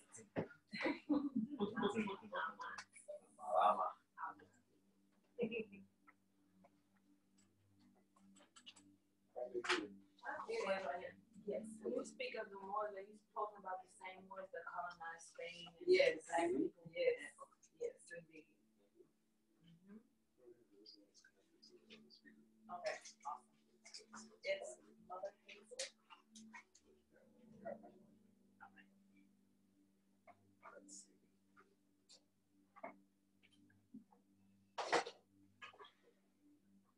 We take our spirit guides characteristics as well. A lot of times, we act in a certain way, not to blame our behavior and our character on the spirit guide, but sometimes, when they're near us, we'll act like them.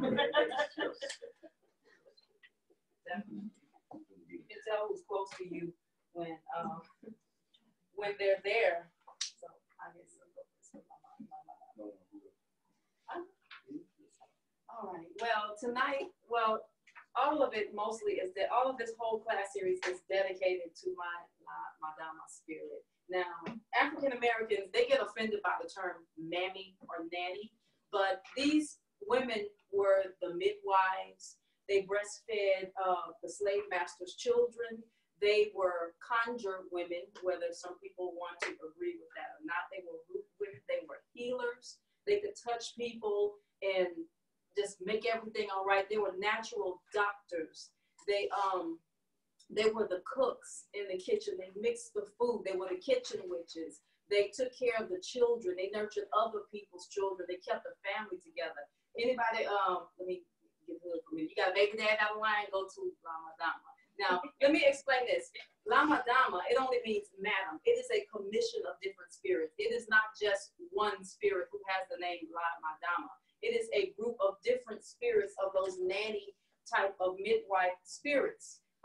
One day, as I get older, I will be one. I will be a Lama Dama spirit. I'm a kitchen witch. I like to teach, I like to heal, and I'm a motherly type of person. So one day I will be that.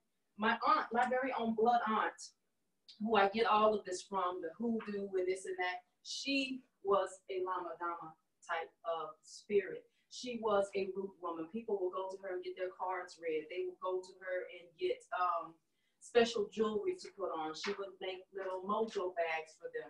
So my family, they're not going to always talk about this, but that is exactly what she was. That is exactly what my living paternal grandmother is. My grandmother can get a Bible and she's up at 5 a.m. reading and turning her hand in circles. I'm like, what is grandmother doing? She losing her mind. Did not know that that's where I get my witchy side from. So if you could turn that music on real quick, please. For this very special one. This is the type of energy of my life.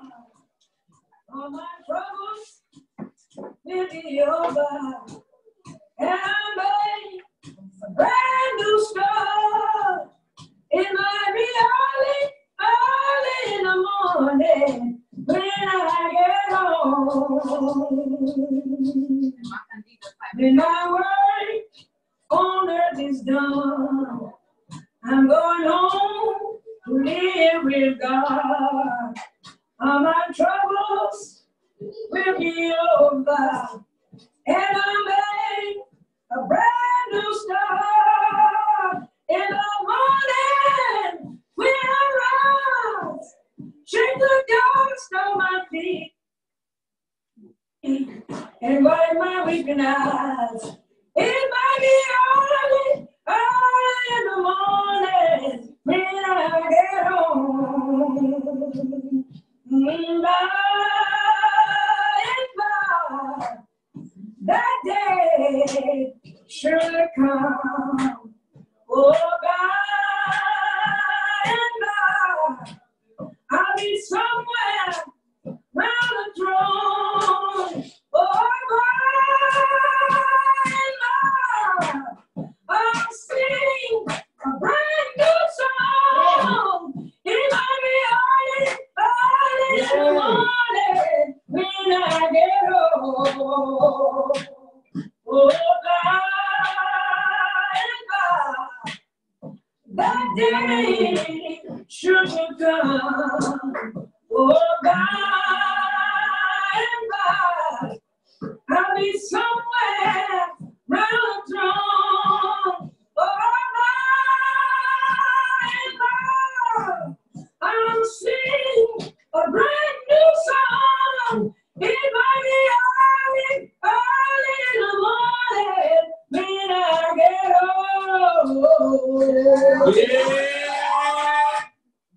Now, these different type of spirits, these were the slave women that were not just in the United States. They were in Cuba.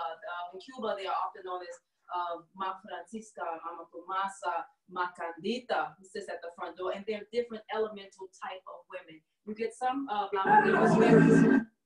you get some of them, they're of the ocean element. You get some that they are herbalists of the woods. You get some that are of a fire element, of more of a Shango type of energy. You get some who like to just work with different things. So different Lama Dama spirits do different things. You have some that are in the kitchen. You have some that are strictly about healing women's issues. You have some that are about the children that teach. So you have all different types, and they all have different personalities. If you all have ever seen Tyler Perry's movie, Madea, that is the exact embodiment. He must have one of those type of spirits in his quadrant because they are sassy and they say exactly what's on their mind. They don't cut no corners. If you go to this spirit and you say, please help get my child's father in line, he doesn't want to pay child support, not to use a ghetto example, but this spirit right here, she'll probably relate back to you. Well, you shouldn't have got the nigga in the first place. Now you want to come ask me for your help. That's how sassy. They're very sassy type of old, funky Black women with a lot of energy, a lot of love, but they're going to tell you exactly like it is. Lama Dama is good. She keeps families together. She keeps issues like such as sibling rivalries. She's the one who is the peacemaker of those type of issues. She sweeps out the side piece. If somebody married, they got a side piece coming up. She takes a broom and she's gonna sweep it out and come to her and deal with her the right way. She's gonna help make sure that the bills get paid. She's gonna make sure you ain't doing nothing with that child. You ain't raising that child right. You're a bad man. That's how they are. They're very spunky. They're gonna tell you exactly what they think, and they're not gonna say it in a nice little, dainty type of way. They don't cut any corners. That's exactly how my grandmother is. She is a very good energy to work with. She's a safe energy to work with because she is the mother of all mankind. Who is the original woman? The mother of all mankind on the planet. You can always go to Mama and ask Mama for help. You can go to her and speak to her as a grandmother. If you want peace in the home, you can light a blue candle to her. If you want peace, if you need help with certain things, use a color-coded certain candle. And different ones like different things. But the common thing is they often like coffee and they love cornbread. So that's another thing that you can give to this type of spirit. She likes molasses and different types of things like that. So in honor of this class and in honor of the one that gave me the idea to even do the next upcoming exercise with you all with the cards, is I did that to Lama Dama. And she likes things such as tarot cards. But she reads the cards also just like the gypsy spirits. You can also use a pendulum to work with her. She is a tea leaf reader. She is a diviner. She has so many different multi-purpose things that she can do. She's an all-purpose type of spirit guide to go to. You always want to be careful when you're working with spirits outside of your quadrant, but if they say you have a negative, this is usually what or who they are talking about. They're not all big and, the traditional way that you see them, they have different aspects and different elements to themselves.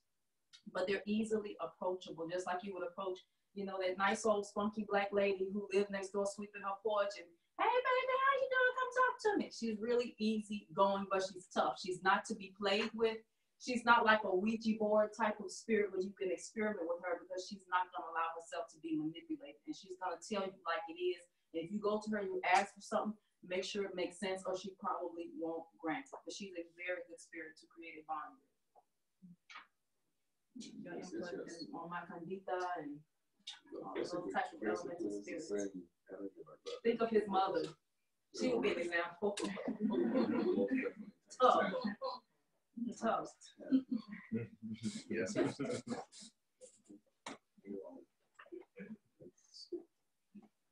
see what we got next here. Protecting your energy and home. So, in protecting your energy and home, so many things can be done and said about that. Basically, what we want you to understand with that is that it's important to not just take care of your body, it's important to take care of your homes. It's important to take care of the environment that you live in, because a lot of us tend to cleanse our body or do our spiritual bath and things of that nature, but our homes also need cleansings as well. Their home needs protection as well. So things to cleanse your home, you can cleanse it with flowers, you can cleanse it with actual herbs.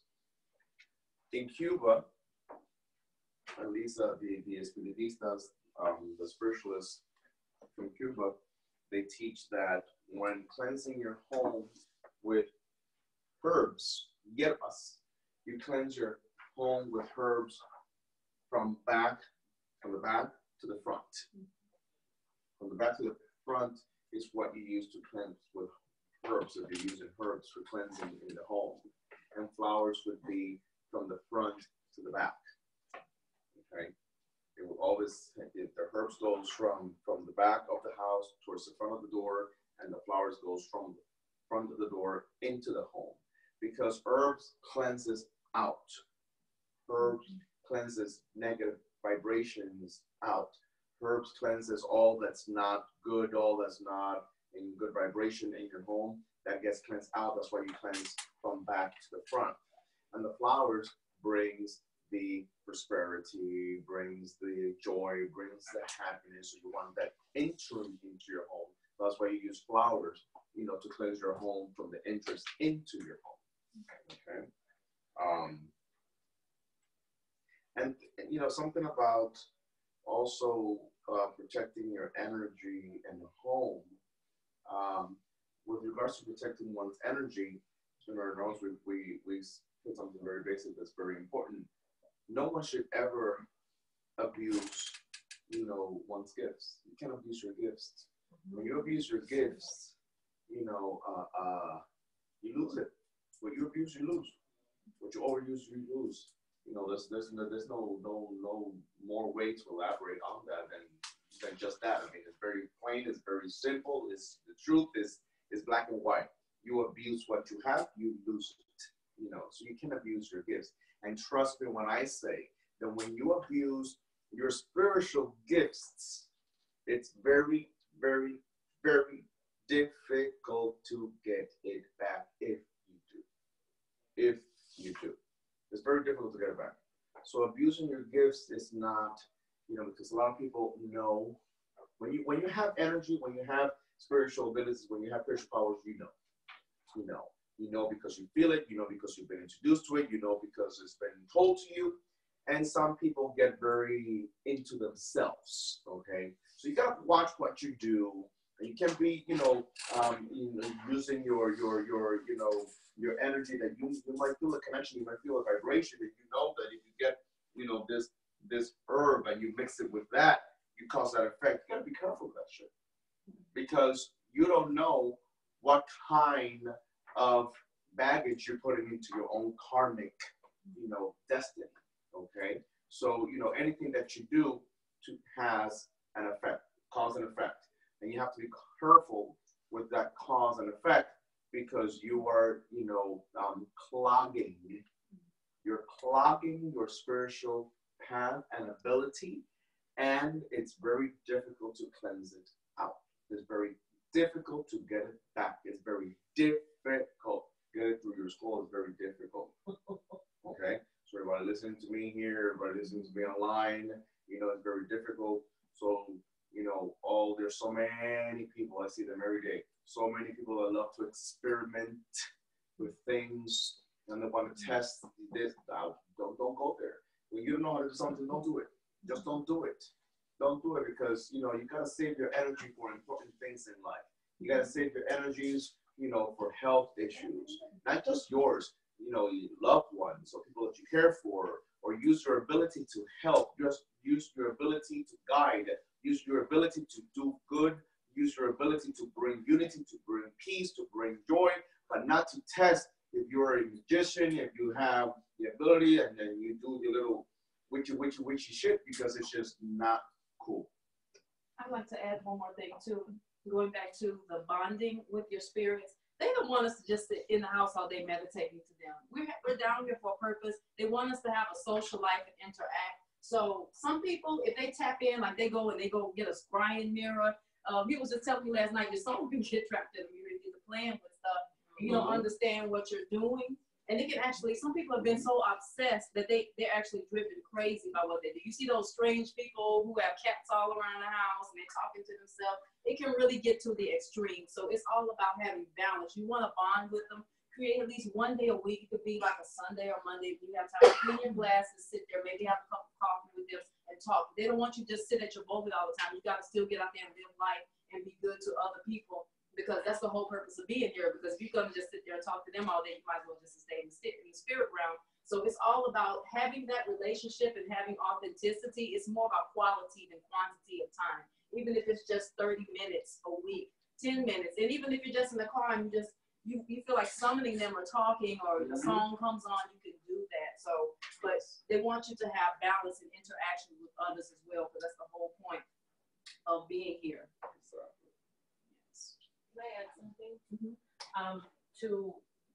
To add on to what he was saying, not everybody is meant to be magical. I mean, we all have different guides in our framework, in our quadrant. If you are, the time will come when you do your work, and you get grounded and you're ready to be that kind of vessel, and their magic is for you to work and help or do whatever it is, that time will come. So don't focus on setting this candle for this or for that or whatever. Everybody has different gifts. Everybody has different ache, and their guides work differently to cleanse, to bring communion, to whatever. And so get back to what they were saying, get to know your guides and bond and what they're there for to help you and help others will make itself visible, and the rest will fall into place. Keep in mind, I think we said this in the last class, and one can never get tired of saying that. I don't care if you're Chinese, Cuban, African American, Mexican, Asian. I don't care if you're black, white, tall, blue, man, woman. I don't care what your abilities are, what your gifts are, what your talents are. I don't care what you know, how much knowledge you have. I don't care what you're great at. I don't care what you do. It's not about you. Nothing you do is about you. Nothing that you do is about you. That's the ego. Nothing that you do and nothing that you have an ability to do is about you. Because at the end of the day, we all represent spirit. We all represent spirit, and we all represent the CEO. We all represent the creator. So it's not about you. It's about what your duty is that needs to be fulfilled to honor the creator, to honor your spirit guides, to honor your spiritual energies, to honor your orishas, to honor anything energetic, spiritual, higher than us that we believe and professes. It's not about you. So whatever you think you have, whatever you think you possess, whatever you think you have ability for, whatever you think you know, whatever you think you were born to do, whatever you think that you can do great, it ain't about you. So if it's not about you, you got to be careful what you do and how you put it into practice, because guess what? You are definitely gluing yourself into this lower realm. And, you know, right now you might be called, whatever your name is. You might be Ginger. You might be Kaz. You might be Samantha. But tomorrow you'll be, you'll probably come back as Ginger, but, you know, a little doggy, you know, or a little, you know, I don't know. I mean, you just never know. You got to be careful, you know. You got to be careful. Another thing I would like to add about abusing gifts is, as you develop your spirituality, also developing the spirit of discernment. I know I'm not speaking to anyone here when I say, I'm speaking more to my live streamers about this. If you go somewhere to a spiritual practitioner and you feel like you're being exploited, don't stay there. If you have to take off your clothes to take a bath in front of a male or a female, or you have to do certain things that you're uncomfortable with, that is someone that is probably exploiting you if you want to get out from under there. You should know if you're growing by if you are progressing as you're with the person. Are you being taught? Is value being added for what you're doing and for what you're giving? Sexual exploitation, manipulation, telling you if you don't do this, then you're going to die immediately. You don't want to be manipulated like that. So just as you don't abuse your gifts as you develop, don't allow yourself to be misused by other people. Develop the gift of discernment, because your ancestors are always your first line of defense. And your intuition will tell you when something is not right, so that you can avoid certain people exploiting you and taking advantage of you. Yep. All right, that flashcard exercise. So let's go to the meditation. And then, can everyone please grab the cards that they wrote down? Oh, okay. All righty. I'll send you the video if you can catch it.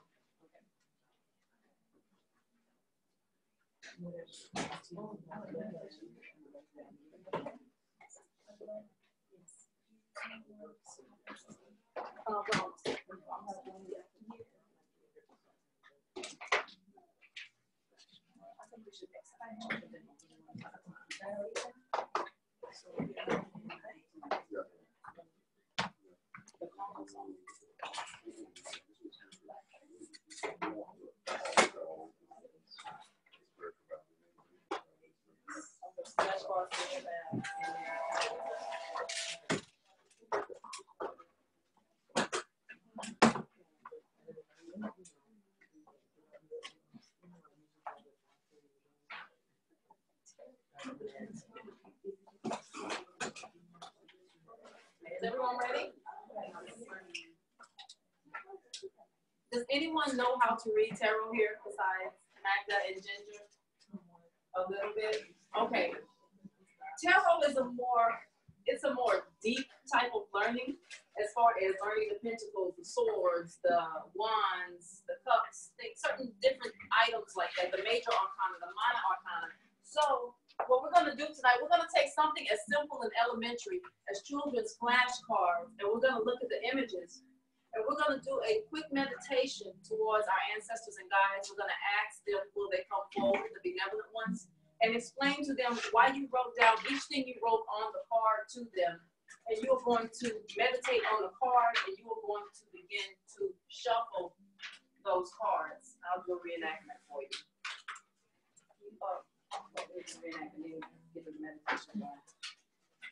So I'm meditating. I'm saying whatever prayers I want to say. I'm asking my spirit to come. I've already written down my meanings on my cards. I'm shuffling. Spirit, what advice do you have for me? I get up in the morning. Spirit, what advice do you have for me today? What would you like to warn me about? Do you have any good news for me today? And you let them know first and foremost why you wrote those things down, so that they understand what it means, so they can communicate it back to you. Ball. So, for me, ball might mean it's a day for play. It's a day for fun. It's a day to get out of the house and have a good time. So, she might be telling me, go on outside and play today. Go have fun. Remember how we talking about me as a child? That's what this card could mean. So, you don't have to have real tarot cards in order to communicate with the spirit. Some people communicate with pennies. Some people communicate with the pendulum, with a yes or no question. If you don't know Obi or different tarot or different things like that, then let's see, what advice do you have today? And you would just shuffle like that.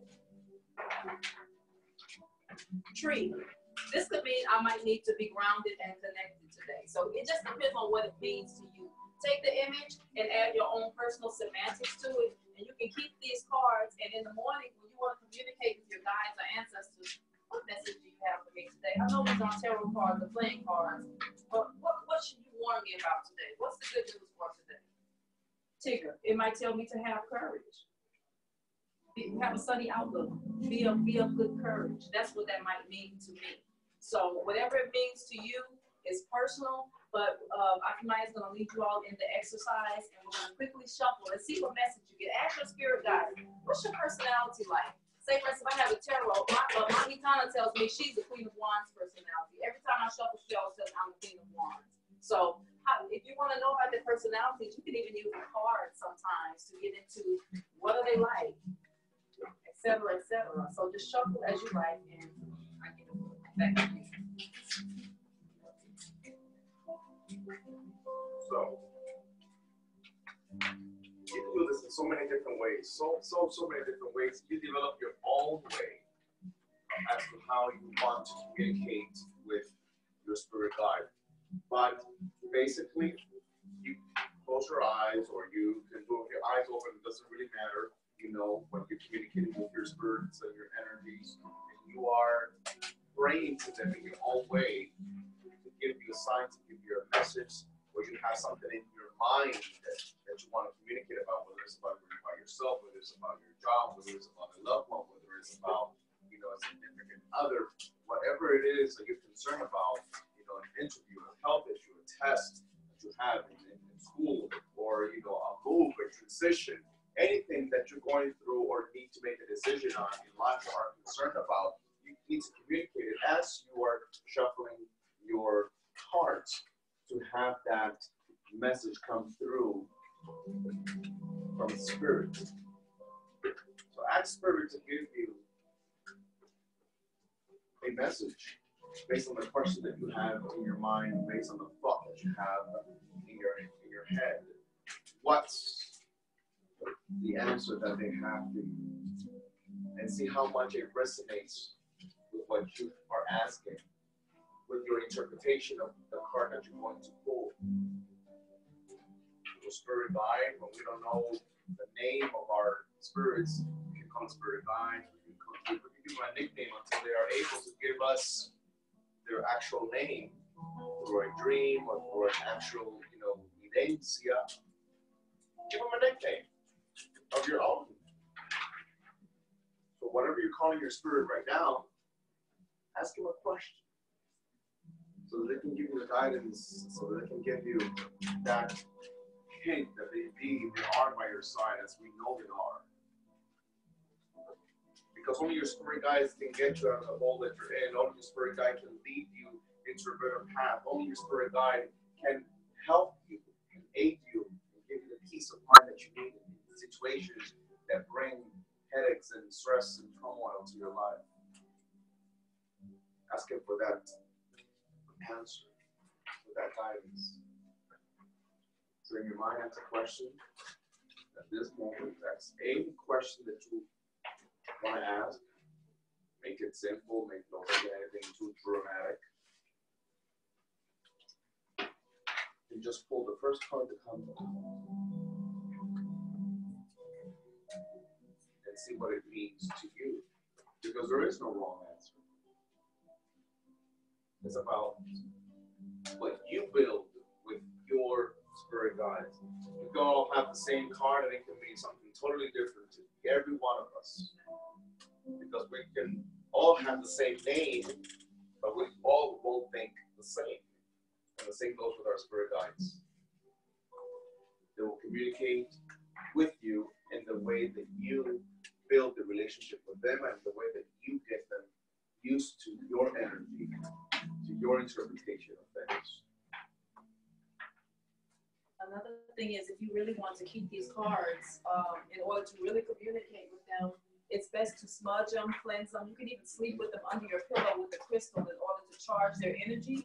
And the more you work with it, the more you will see the synchronicity between the question you asked them and the coincidence of what such a simple card as Tigger could be, as you connect your subconscious to their subconscious. It's an intuition development exercise. It's like another barbell, that the more you work it, the more you work the muscle, the stronger you get.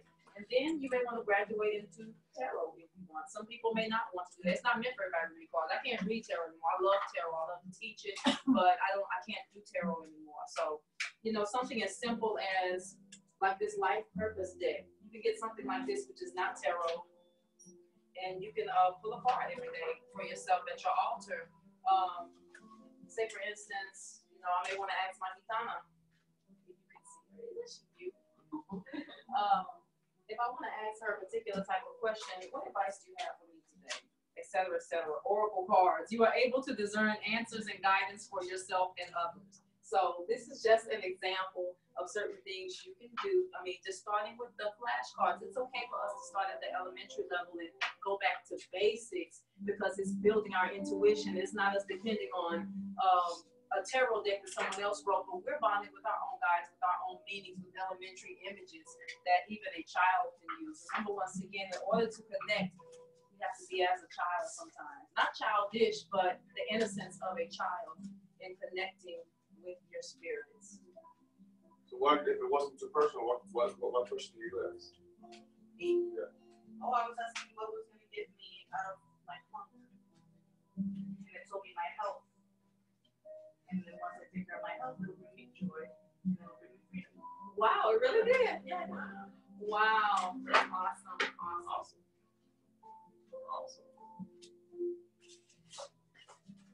Writing. You heal, inspire, teach, and entertain with the words you write. I love Doreen Virtue's deck. She has different, like, little innocent ones. It's not all tragic, like the tarot, you know, the tower and all those scary cards, death cards. You know, this is just, you know, it's just good advice for the day that's not devastating. I mean, you may want to know the warnings and stuff, but it's just positive message. You can pull a card every day, and that's another way to bond and build that intuition muscle. And you may want to get to the point you start pulling cards for other people. That's what happened to me. That's how I started knowing my guides and ancestors, because I was reading tarot for myself every day, and I was asking them questions with the cards. What do you like? What's your personality like? That's what Nola, my Donna, would always tell me, and that's how I would get to know her story through using the tarot. So this is another good way to connect with them. And you're going to go to the bath, and then we'll do the last song, and then we'll dismiss. We're almost done, everyone. I know it's late. One last, two last things. Let's get up for a minute, because it's very important for you to learn how to prepare your spiritual bath. Because a lot of people do it in so many different ways, and it's just tripping over. Please.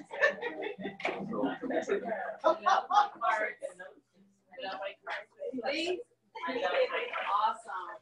Did you get a message with synchronicity? I got a message about letting go and trusting. Oh, wow. And then the outcome was peace and calm. Oh, that's good. Awesome.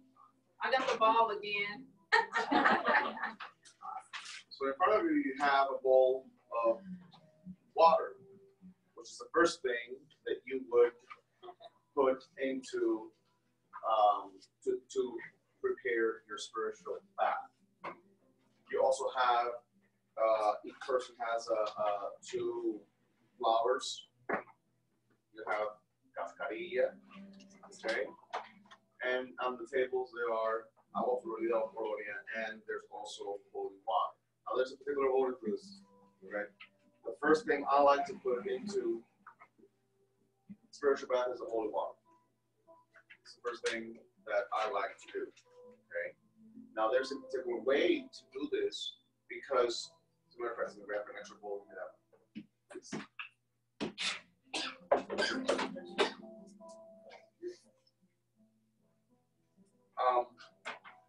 Some people, like I say, it's not what we do, it's how we do it, you know.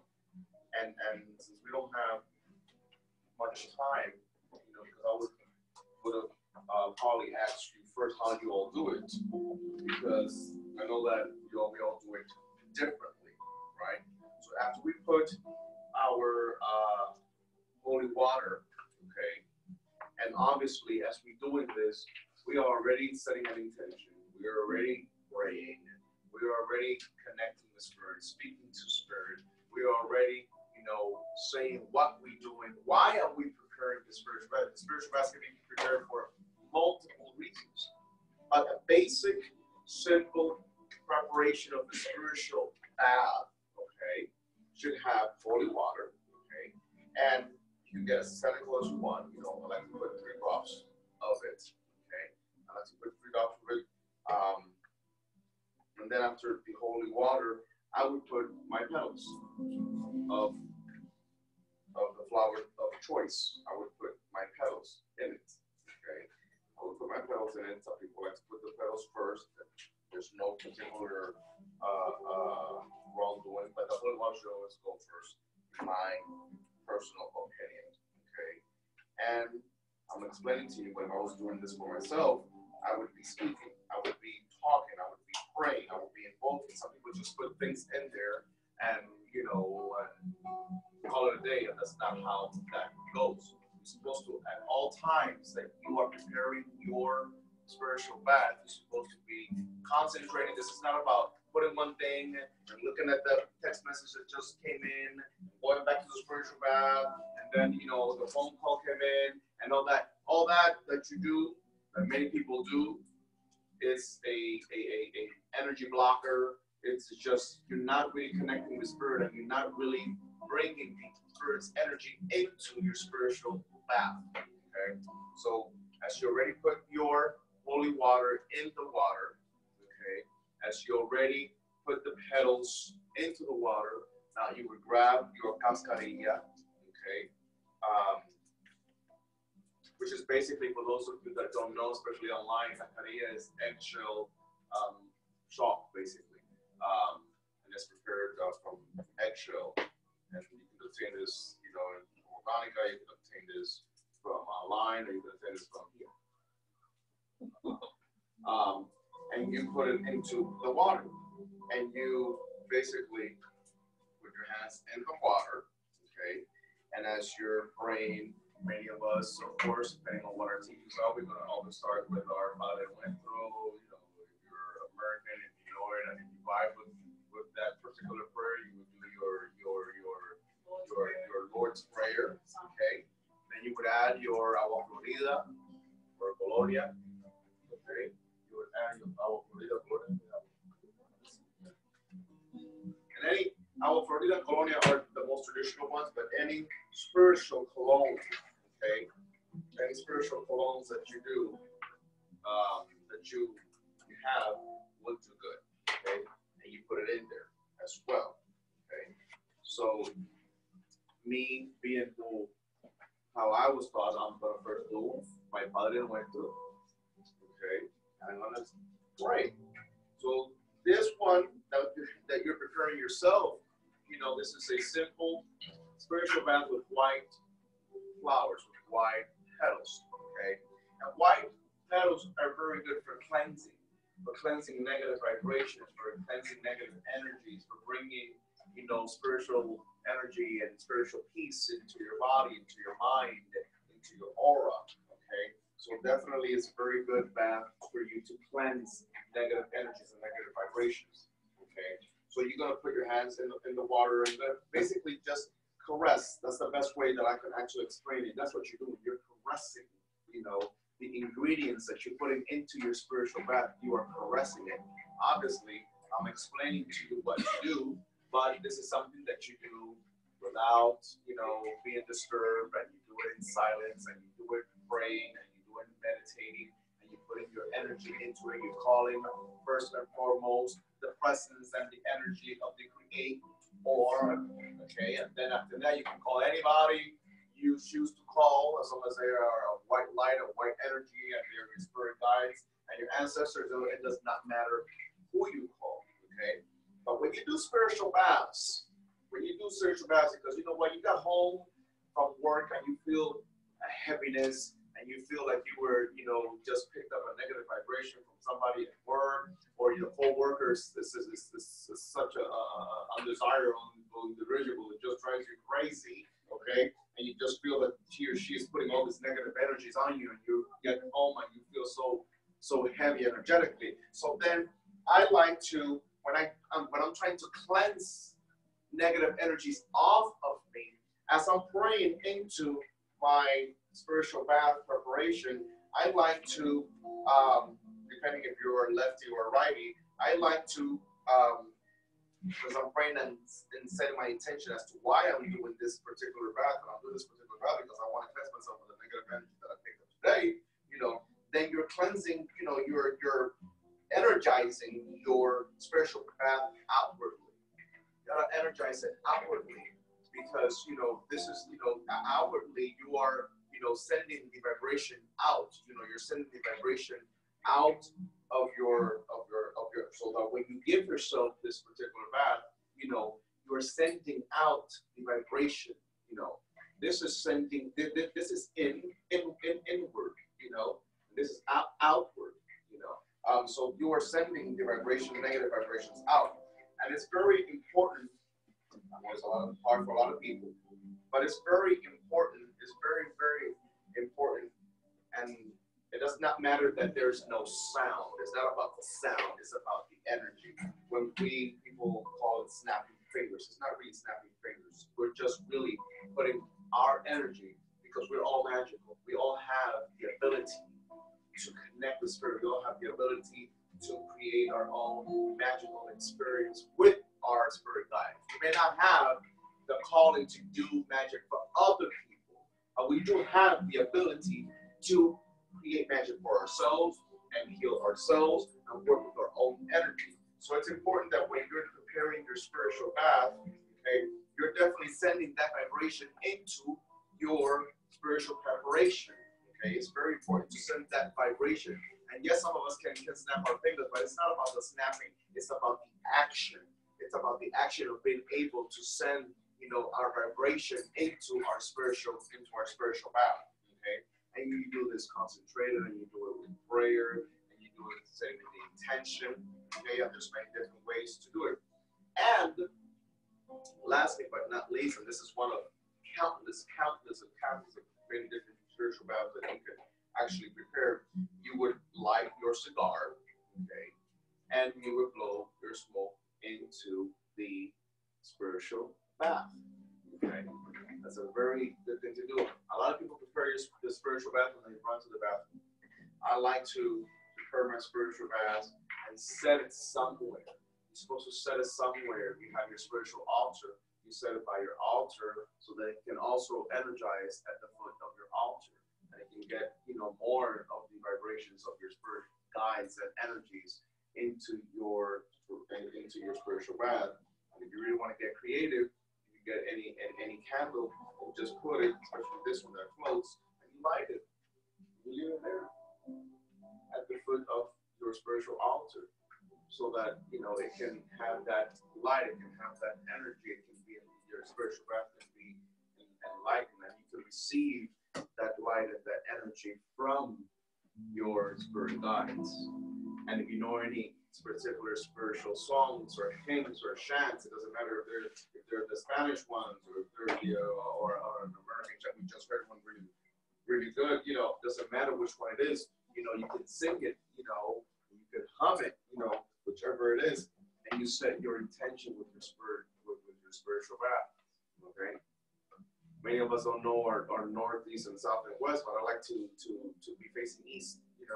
If I'm doing myself a spiritual bath, be facing east. So the thing can rise. Okay, so the thing can rise. But if people are, very hyper, you want to calm down, you want to face west. Okay, so there's many different ways, and this is just very basic because we are against time. This is I had more stuff to say about this, but this will be for the next class that we're going to have. Okay, because there's a lot that goes into prepping a spiritual bath. Okay, this is a very basic one that you can prepare for yourself, because there are more other intricate types of spiritual bath that should be prepared by your spiritual leader, godparent, etc. But it's a very basic one that you can do in times when you feel too much tension and negativity and negative vibration around us. Okay? See? So while we are already standing, we're gonna close like we did last week with that song, "I Need You to Survive." Many of you all remember it, and it's how we're gonna complete the circle of this 3-part class series. Thank you for all of you who have invested in yourselves and invested your time in this series. It's very rewarding to see you all here. This is very special, and I pray that it touched you in some type of way and will continue to touch you as you grow and prosper in this year 2018. It's a magical year. It's number 11 year. It's a master number year. It's a very spiritual year for manifestations and for things to come forth if we take advantage of that energy. So if you could quickly close your eyes, think of a loved one that passed away, and think of the very last time you saw them. And you're standing in front of them. You're standing in front of them at this time. And we're going to go into "I Need You to Survive." I pray for you. Repeat after me. I pray for you. You pray me. I love you. I love you. I need you to survive. I need you to survive. Think of a loved one now. I won't harm you. I won't harm you. With words from my mouth. With words from my mouth. I love you. I love you. I need you to survive. I need you to survive. It is love's will. It is love's will That every need be supplied. that every need be supplied. You are important to me. You are important to me. I need you to survive. I need you to survive. One more time, you can think of a deceased loved one and you're telling them this as the last time you saw them, or you can think of someone that you are worried about that is alive. I pray for you. I pray for you. You pray for me. You pray for me. I love you. I love you. I need you to survive. I need you to survive. I won't harm you. I won't harm you. With words from my mouth. With words from my mouth. I love you. I love you. I need you to survive. I need you to survive. It is love's will. It is love's will That every need be supplied. that every need be supplied. You are important to me. You are important to me. I need you to survive. I need you to survive. Now grabbing the person's hand next to you. Open your eyes and tell them this. Let's go, sir. Let's go, sir.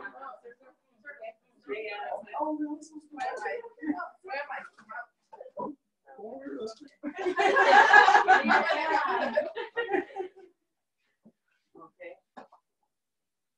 I pray for you. I pray for you. You pray for me. You pray for me. I love you. I love you. I need you to survive. I need you to survive. I won't harm you. I won't harm you. With words from my mouth. With words from my mouth. I love you. I love you. I need you to survive. I need you to survive. It is love's will. It is love's will That every need be supplied. that every need be supplied. You are important to me. Each and every one of you. You are important to me. I need you to I need you to survive. survive. Right. Thank you all so much. Wait a minute, wait a minute. Thank you so much. Wait a minute. We're gonna do this bilingual. Oh, We're gonna do this bilingual.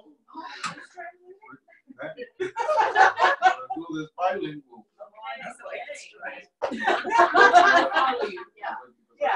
went to and my mom just went to Camagüey, Santiago de Cuba,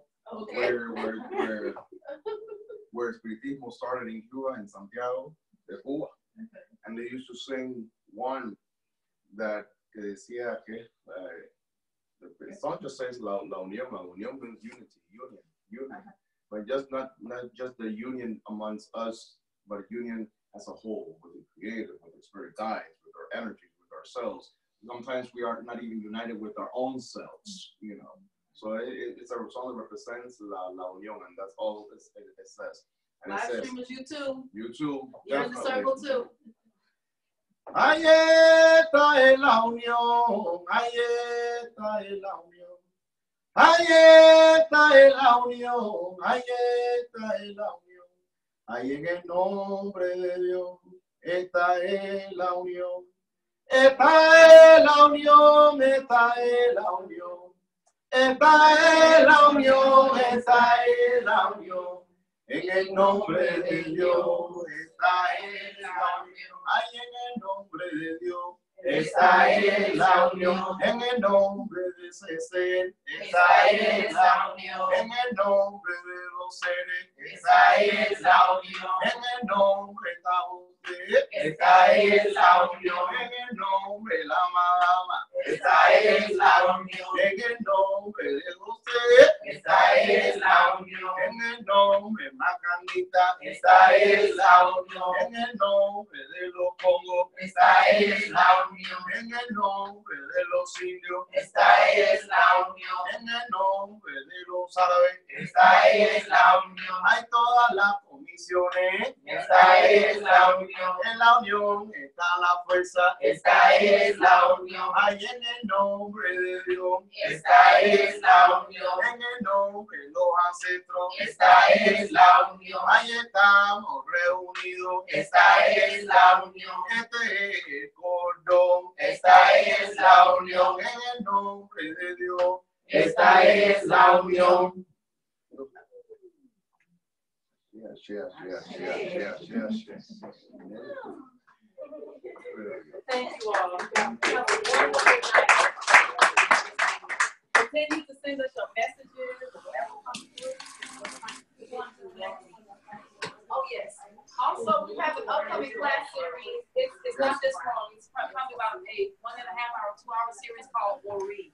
It's going to be on March 4th, Sunday, March 4th. It's going to be on a weekend, so it won't be as long, but it's going to talk all about that past life regression stuff, the egg day, getting further into our head, the imaging of our head, manifesting destiny and purpose.